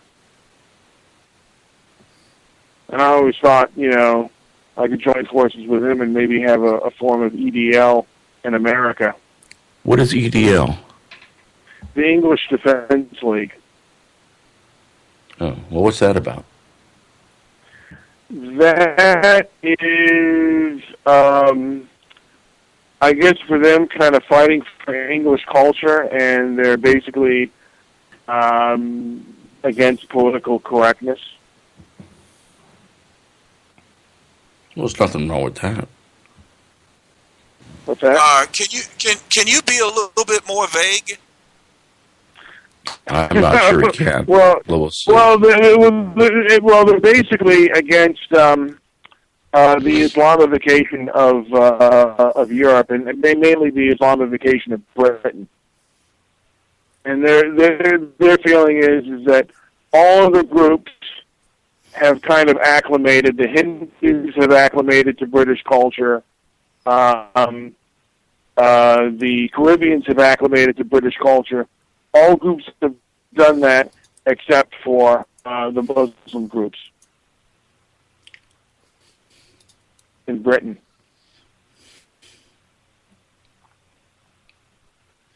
You know something? I think something is worthy of noting or expressing, and that is certain religions are better suited for certain regions. Would you concur with that? Yes.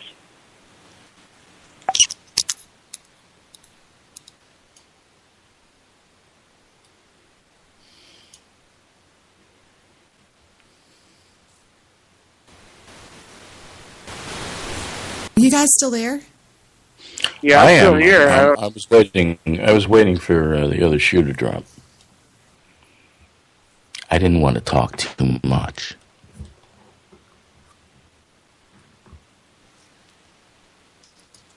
I don't hear Mr. Solution. I'm being ever so polite. Well, that's because I have 2 ears. There we go. But I don't know if Islam is suited for the West. Well, I think it depends on one's interpretation or what is. Like I say, if you look at the number of people that are in America that are Muslim and practice that faith, I think it's coherent or in agreement with the American culture for the most part. I mean, there should be this e pluribus unum. Certainly, that should be promoted. I mean, in any dominant culture, that should be pretty much the order of the day. Can you explain what you mean by that? It's on your coin. It's on your money. Well, I would argue with you that we have no money, but Explain what you mean by that. Well, yeah, a lot of that because the from the mini one, it talks about a merger, a melting. Yeah. Yeah, but when you're making a stew, or dare I say it, a fondue, you wouldn't put garlic in your fondue, would you?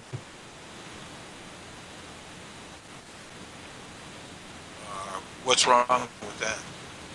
It's a chocolate fondue. Oh, a chocolate. Okay. You wouldn't Well, necessarily wait a minute. put garlic in Oh, there, even though garlic wishes to be included. wait a minute. Let me ask you this now, One Angry. And I happen to know this. There's a county in Los Angeles, a city, and they even make ice cream out of garlic.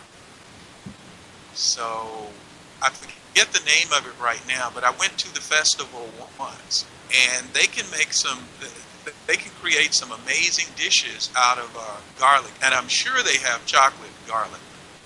Yes. Well, that may be, but I'm going to take you back to McCormick and Schmidt. We'll leave Morton's for the history in this particular discussion.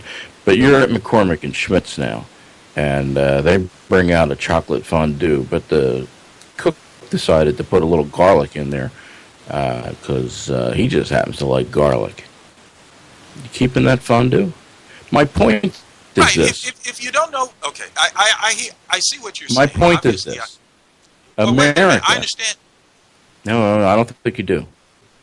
I do. I think we let in to America too many foreigners who don't understand the American way, who have no desire to understand the American way, who want to bring in another way, which in itself is kind of the American way, but also keeping the American way is what we're about.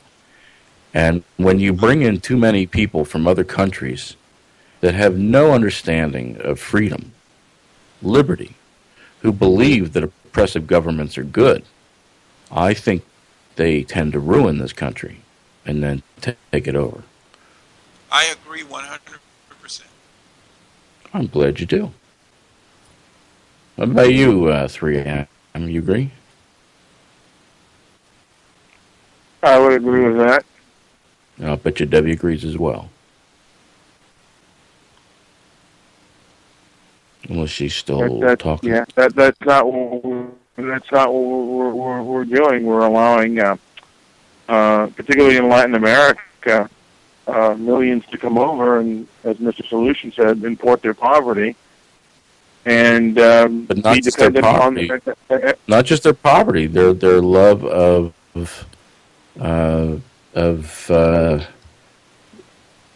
dictatorship, their love of power, their love of the government being the omnipotent tit from which to suck on. Well, yeah, I mean, they're going to get on our social welfare system. Supposedly 57% of new immigrants are on some form of welfare program. So Yeah, I've used this example. With Muslims, but in order to really piss off black people over at TRS, I asked the question, what would America be like if we never had slavery, and as such, never had the population of black people that we have now? What would America be like? Well, you could probably ask that about any group, but I already know that, but I asked that about slavery. I asked that about the people that are here who are descendants, some of them, of slaves. I asked about those people not being here because I get the impression, listening to a lot of these shows on BTR, that this particular class of black people in America, and I'm not going to call them African Americans because they're not. They're black Americans. They're Americans. But this particular class of Americans don't like America.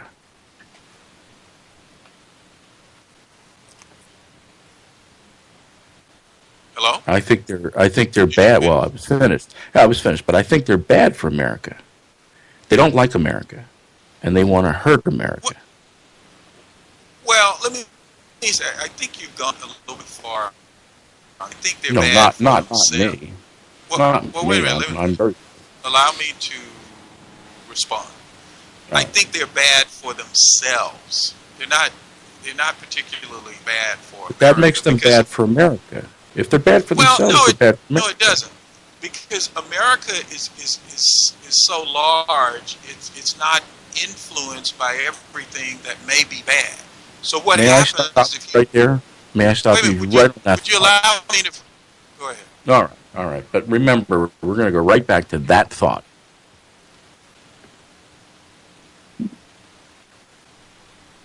Hello? No, I'm quiet. Oh, okay. Well, okay, I don't. But see, the thing of it is, in my observation, is that most of those people on TRS do completely participate in the American economy. We'll talk about acting.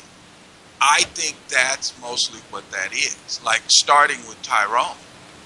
And the only difference with TRS and other shows, they're on all the time. I mean, there's no show that puts in, that I know of, that puts in more hours than TRS. How about you? All Facts can handle that as well. But, yeah, go ahead. Well, no. Well, what do you mean? All Facts is not on at all. Well, not now. He'll be back. And TRS has cut back on their hours. They have. I noticed there's been a cutback.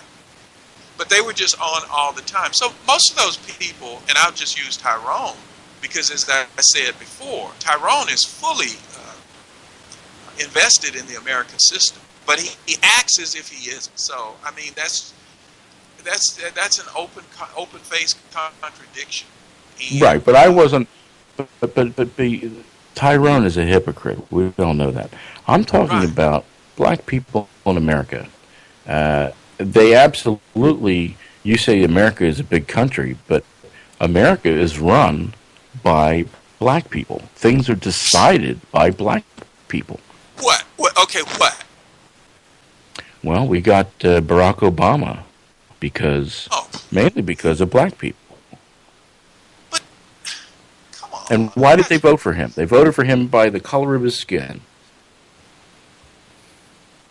Well, but the point of it is, if you look at the unemployment and what have you for Barack Obama, and I haven't done great research into this, but even though I do think that blacks voted for him overwhelmingly, and it was more symbolic than anything else. But Barack Obama, by definition, is not black. There's nothing in his pedigree. There's nothing in his history that defines him. I understand that. I agree with you. But that's the gist. Black people think he's black. Excuse me? I agree with you, but black people think he's black. But that's okay. That's misinformed. So okay, now people who can't figure out what we just agreed on, and that's rather superficial. Do you think they're very effective at figuring out much else? No, but they vote, and I also like to say that they'll sit on your jury, that they're a jury of your peers. Okay, but wait a minute. You're going too fast. Let's deal with those one at a time. Number one, voting. If one doesn't know what voting means, that means that the persons who they vote in office don't do anything for them. They do things for other people. They just use the people who don't understand the system as stepping stones. And so those people are effectively neutralized by not making any demands on officials that they elect. Would you concur? No, because they elect those officials who do nothing but line their own pockets. Well, they do more than line their own pockets. They do things for other people. They do horrible things. They bring the country down.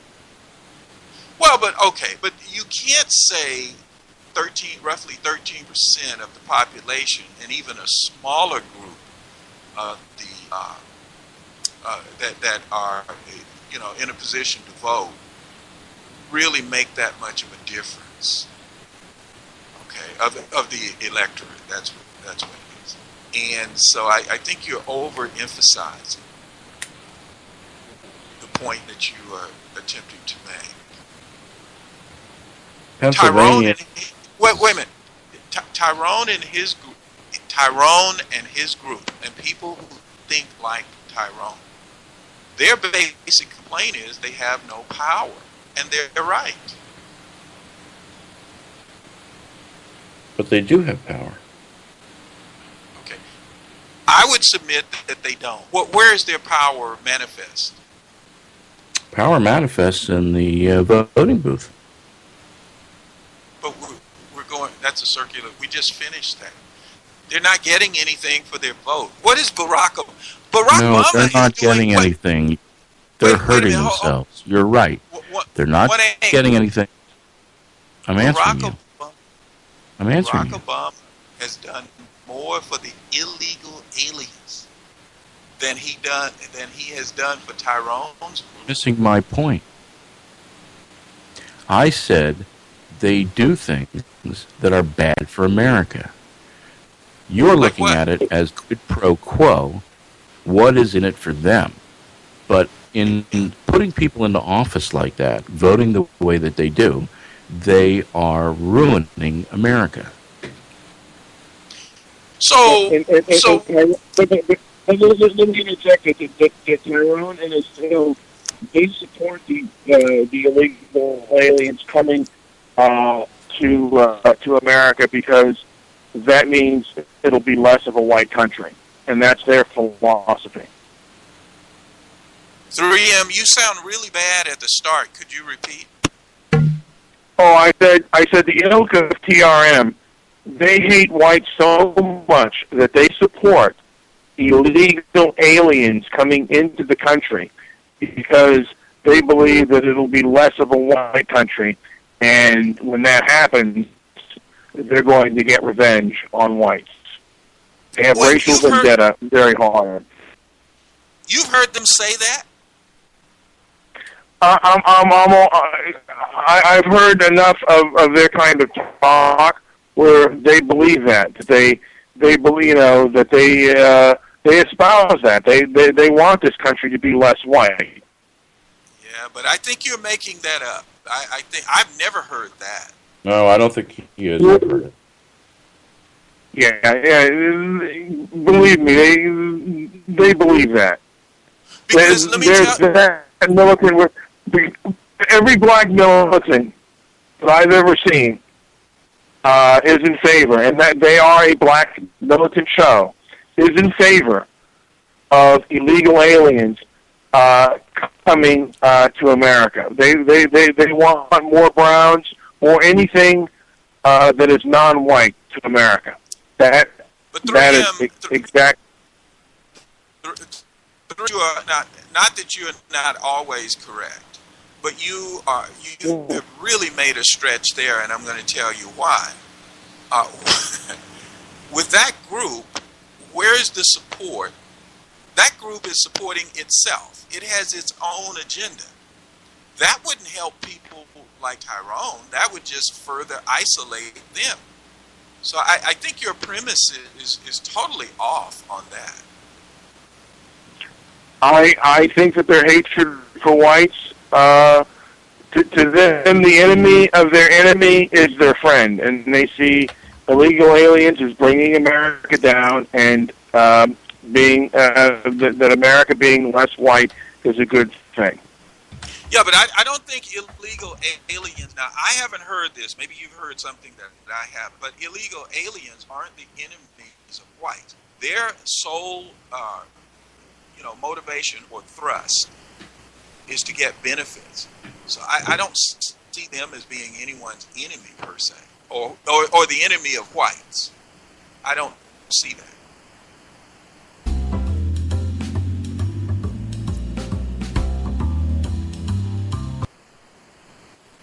What was that? It was my game. Sorry, I'm back. Music. Sorry. Music. Oh, okay. Well, no, I mean, I've never heard. Well, I've heard Poverty Supreme be in favor of illegal aliens coming across and reconquista and reclaiming. He's not even a U.S. citizen. He's a Brit. No, I understand that, but I believe that they all kind of think in the same way. The Tyrone, Poverty Supreme, all kind of think in the same way that the less white a country gets, the better. Well, while you may be right regarding the two people that you just named, I fall into the trap that presumably you had dug yourself out of a while back, and that is looking at black Americans as being monolithic. I didn't say black Americans. I said TRS. I would say that the Nation of Islam, the Black Panther Party, all of them are in favor of more immigrants, more non-white immigrants coming and making this a non-white nation. That is one of their goals. Well, let me just. Yeah, go ahead. No, okay, thanks. No, if that is the case, and like I know you've probably done more research into this than I have, that is an absolutely foolhardy position.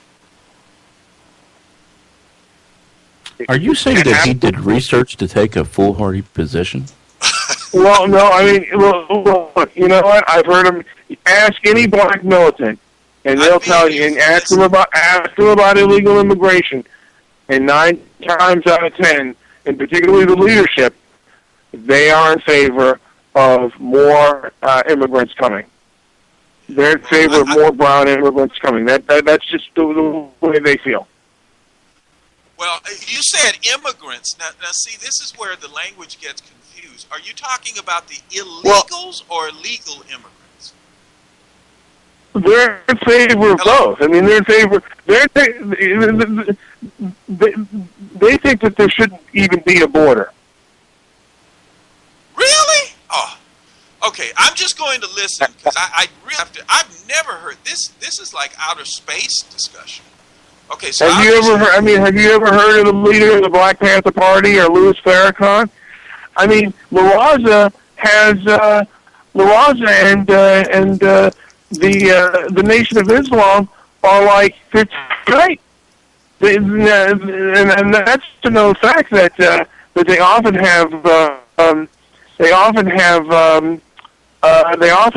meet each other. La Raza often has members of the Nation of Islam speak at their rallies. No. And the new Black Panther Party. Okay. Do you know if Farrakhan speaks Spanish? I don't think he does, but do you speak Spanish? No, but I do know that I do know that members of the Nation of Islam and that Louis Farrakhan. Well, number one, I wanted to show there's really no connection because, as we were saying earlier, these people balkanize, and they balkanize around their language and their culture. So these people aren't collaborating. What are we talking about? Well, you're talking about the illegal immigrants, okay? The illegal immigrants. But what did his speaking Spanish have to do with anything? I didn't get that. Well, number one, language is the primary. Language is the. Okay, you don't think that there's a correlation between black radicals and Latino radicals? No, I don't. Okay, well, because of the language barrier alone. They're cross purposes. But there are plenty of Latinos that speak English and are radicalized. Not illegals. Okay. Virtually not illegal, but La Raza, there are many members of La Raza that speak English. And I'm missing the point on something. What was the importance of asking 3M whether or not he spoke Spanish? Oh, I find out if he had any connection to the illegal. Well, Louis See, the Farrakhan whole- attended the Latin School of New York. I know that, or something like that. The Spanish school or the Latin school. I believe he speaks a few languages. I think he speaks several languages, but I'm just saying, don't take that as fact. I could look it up, but I'm in the middle of a game of spades, killing and dominating. I do know that Louis Farrakhan, and I don't know if he was the second of command, but his most inflammatory speaker, Khalid Abdul Muhammad, often spoke to Latin groups, and often spoke at La would often be invited to La Raza's meetings. Any time La Raza had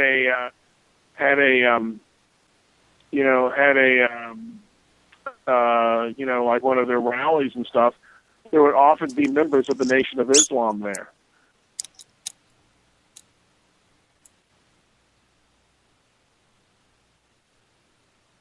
Hello?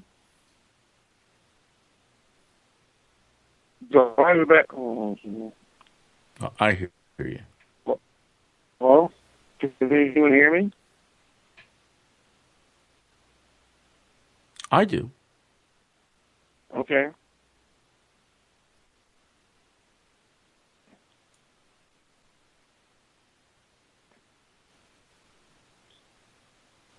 Did we lose Mr. Solution? Debbie?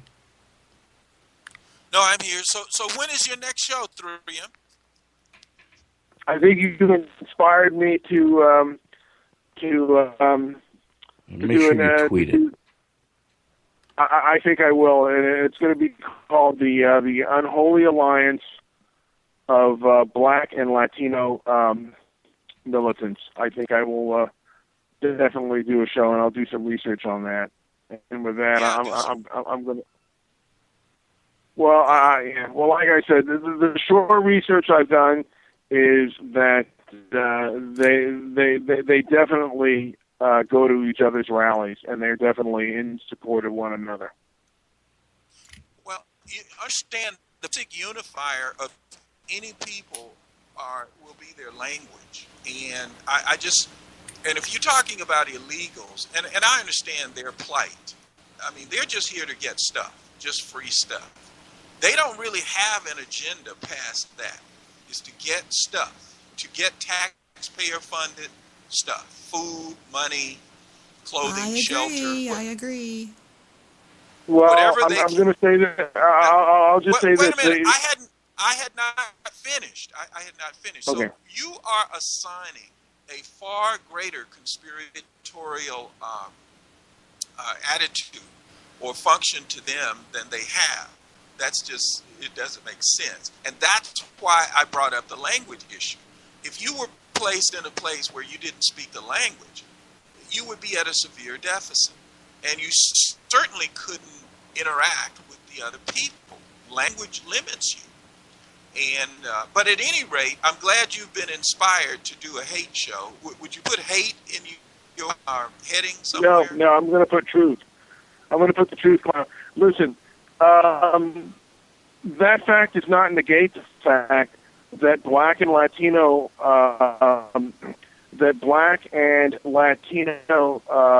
hate groups are militant groups, which, by the way, are funded by our taxpayer dollars. They're funded by in these colleges by our taxpayer dollars. Often meet, and they feel that they are being oppressed by the white majority, and their whole one of their whole things is to bring America down, and their speeches are often extraordinarily hateful. And whites basically are very apathetic and say and do nothing about it. Right. Now, let me ask you a question, and I'm not disagreeing with you. I'm just trying to get clarification. They're saying they're going to bring America down. You understand there's a difference between saying something and doing something, right? So how are they going to do this? What's one of the plans that you know of that they are going to bring America down by? They will breed us out of the main plan is by breeding, particularly the Latino groups. They will breed they will breed us out of existence. And you got to give some more detail. Well, that's voluntary. I mean, isn't that part of their constitutional right? I mean, aren't you the First Amendment superhero? I mean, well, I'm the First Amendment, but I don't believe that. I don't believe in. We're the only industrialized nation that allows for birthright citizenship. Now, I agree with. Oh shit! I agree with you on that, and I think that is a corruption of the 14th Amendment. Absolutely. But that is something the government is allowing. Yeah, the government and has that's wait. Government has never been allowed anything. The government has always been told what it can't do. Well, they've changed things. Did you get the memo? Yeah, they changed that with that 14th Amendment that you seem to like. Well, no, no. What I'm saying is the 14th Amendment is being violated. That should have never been for legal. And I don't know where the courts took the change. I'm sure we could check it out. But I bet you at one time that was not interpreted that way, nor should it be. Because that was from what I understood, the 13th, 14th, and 15th Amendments were for the descendants of slaves, not for illegal immigrants. Originally, they were for the freed slaves, but they became for everybody. Well, see, the thing of it is there any other country where you can come in and drop it? I think it's birth tourism. And then that kid automatically becomes a citizen of that country with obligations for children and so on. Is there any other country in the world that allows that? You mean when only one parent is a citizen, or no parents are citizens?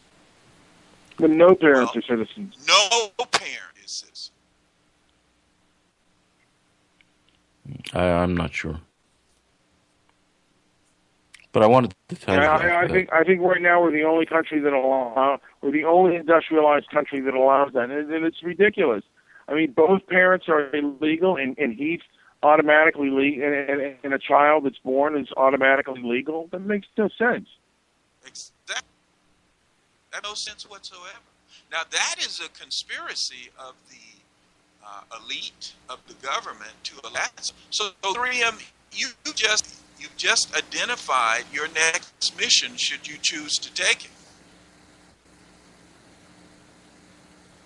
Well, I guess, yeah, the 14th Amendment.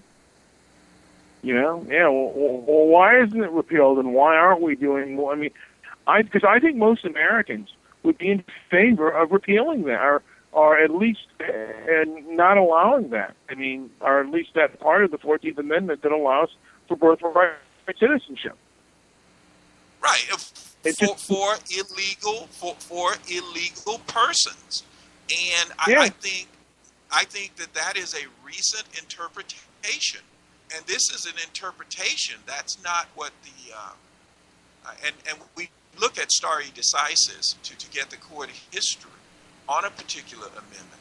But that is outrageous to allow people who come to a country illegal, and we're just talking about the woman now, and has a child, or if the man and woman come here illegally and have a child, it should not automatically be a citizen. And like you said, 3M, I don't think any other industrialized, or even for that matter, non-industrialized nation allows that. Because let me ask you a question.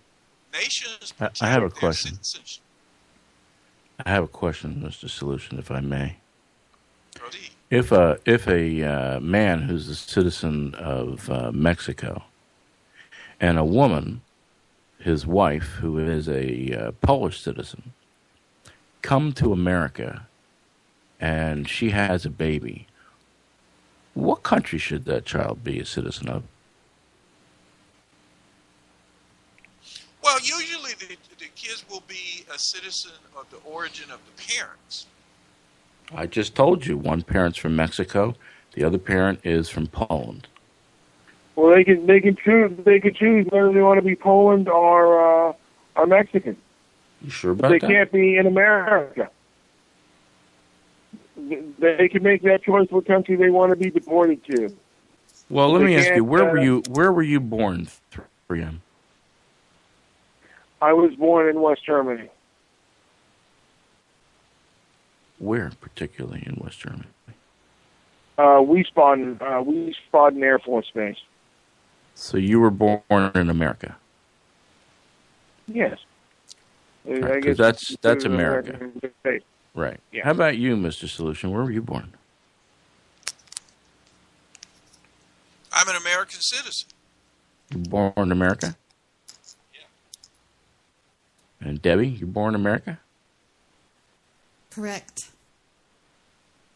Okay. So a kid of somebody from Poland and Mexico born in America, what's the difference? He shouldn't be a citizen if his Why not? parents are illegal. Why not?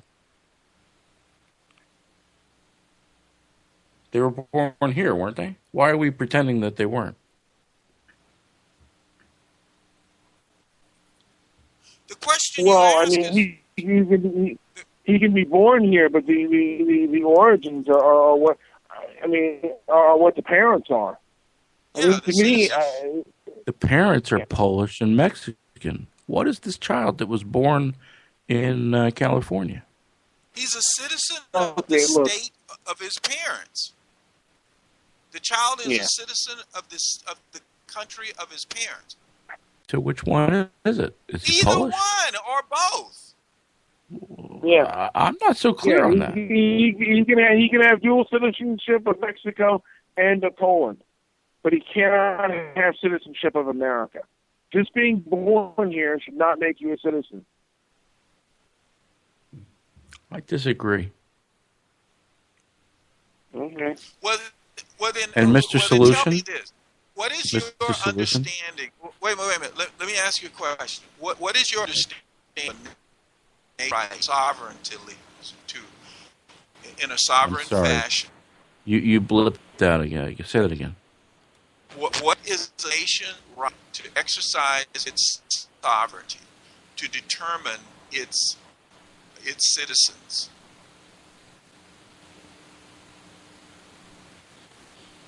Say It the same depends thing on- of say the same thing of Germany. Say that apply that same standard to a country like Germany. Uh-huh. What would be your answer? That's a sovereign nation. They can do what they want. That's right. But the point of it is, generally you have to be one of your parents, or you are a naturalized citizen. Okay, that means you petition the government, and normally that's on the basis. I have of your the benefit. answer.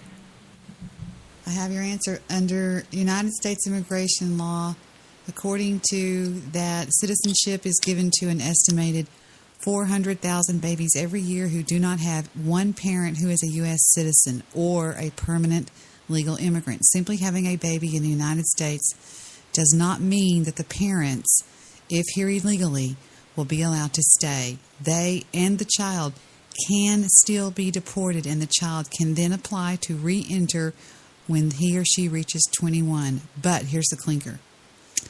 But there's no question that an illegal immigrant who has a U.S.-born child does have a better chance than others of getting an immigration court or judge to grant him legal status. So there you go. The child is considered a U.S. citizen, but not really. He has to go with the parents. So does that make sense? It says right here, it incentivizes illegal immigrants to have children on U.S. soil, hoping that it will allow them, the parents, to gain legal status.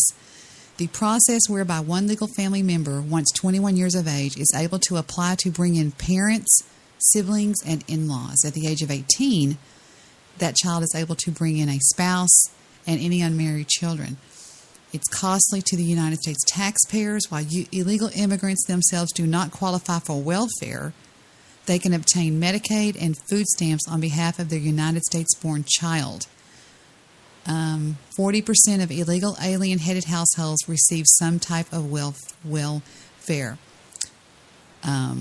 It is currently birthright citizenship is arguably unconstitutional. That's all I have. So there you go. If it's unconstitutional, why do we do it? I don't know why this hasn't been debated and why the 14th Amendment to the Constitution hasn't been more debated. Anyway, I got to get myself to bed. The 14th Amendment should have been repealed, since it's an affront to citizens of the state. I would agree with you on that. Anyway, I got to get to bed. Bye. Yeah, I don't think it has to be repealed. It just has to be properly enforced. Because law doesn't mean anything if it's not properly enforced. It's in itself, it's evil. Well, according to my attorney, I was asking him about that one day. He was wanting me to help him open an immigration office, a satellite office. And he was talking about immigration law, and he said that if you have an anchor baby, that baby actually can stay here, and the parents can be sent back, and it can become a ward of the state. Because it's the baby's a U.S. is a citizen. Right, but y'all were saying that it wasn't. No, I wasn't saying it wasn't. He was saying that it should be, that we should allow that, and I'm saying that should be repealed, that we shouldn't have birthright citizenship. Immigration in this country is very messed up right now. The laws are very, very vague and very. There's a lot of room. There's a lot of room for movement. I'm just saying. And Mr. Solution? Dealing with child immigrants and was under the Bush administration, if you guys remember. The Homeland Security Act of 2002. They've all done that. There was some protection added for children under that, I remember. So. He was horrible. Oh yeah, he lost me even more after he pulled that immigration stuff. He really pissed me off. I think I just liked him more than Obama because of that. I just that is definitely not what America wanted, and what the party definitely was not going the party line on that. Yeah. Anyway, I'm going to bed. And 3M, you're right. Both Democrats and Republicans pervert our immigration laws. They do it equally. They sure did. And I'm surprised that issue's not more out into the court. I mean, more out into the open, because I just think that most Americans would not be in favor of birthright citizenship. I think they would be in favor of repealing it, at least not having that be part of the law. Anyway, I got to get myself to bed. Yeah, and even though I think Mexico is the preponderance of this, producing these so-called birthright. Go ahead, Mr. Midnight Movie, and sleep tight, and I'll see you next time. He's gone. Oh, okay. I can talk to him on his cell phone anytime. And by the way, Mr. Solution, you didn't ask me the same question you asked 3M.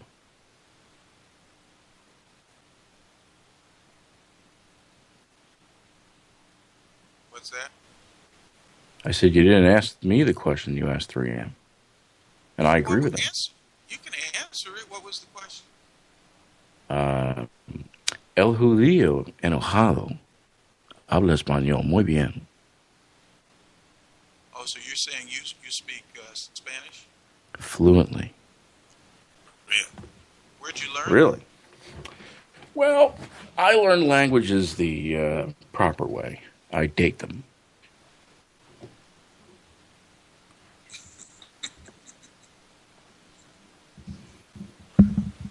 So how has that benefited you? How has speaking Spanish benefited you? It's very good for getting lost in New York.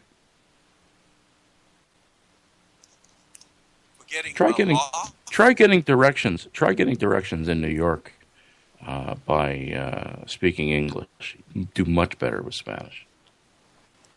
Really? Oh yeah, absolutely.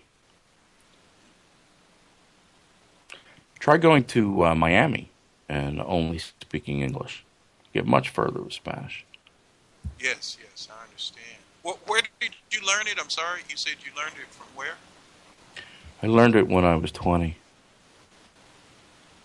Wow. I dated a Venezuelan girl and became friends with lots of Venezuelans. And you just learned it from speaking with your girlfriend? Speaking with my friends and her, yeah. Okay. Well, good for you. When they didn't want me to understand something, they'd speak quickly, but that quickly... what I did to really learn the language was I spent an entire summer and I told all my Spanish-speaking friends that I was not going to speak English with them for the entire summer. Not a word. And if I didn't know the definition of something, I would use the Spanish words that I knew to find out what the word was. And I didn't speak a word of English with them for 3 months. Wow, And then so I back-taught myself all the grammar. Because I can read and write as well. Well, good for you. I can tell you I was very much failing languages in university.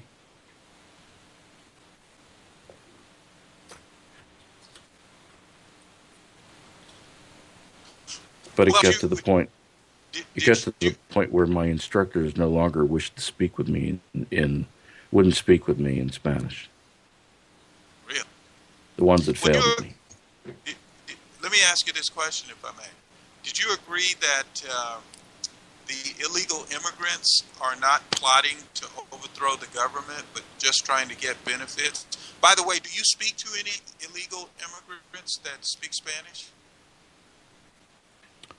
I don't know that I know anybody lately that's an illegal immigrant that speaks Spanish. Other languages, yes, but not Spanish.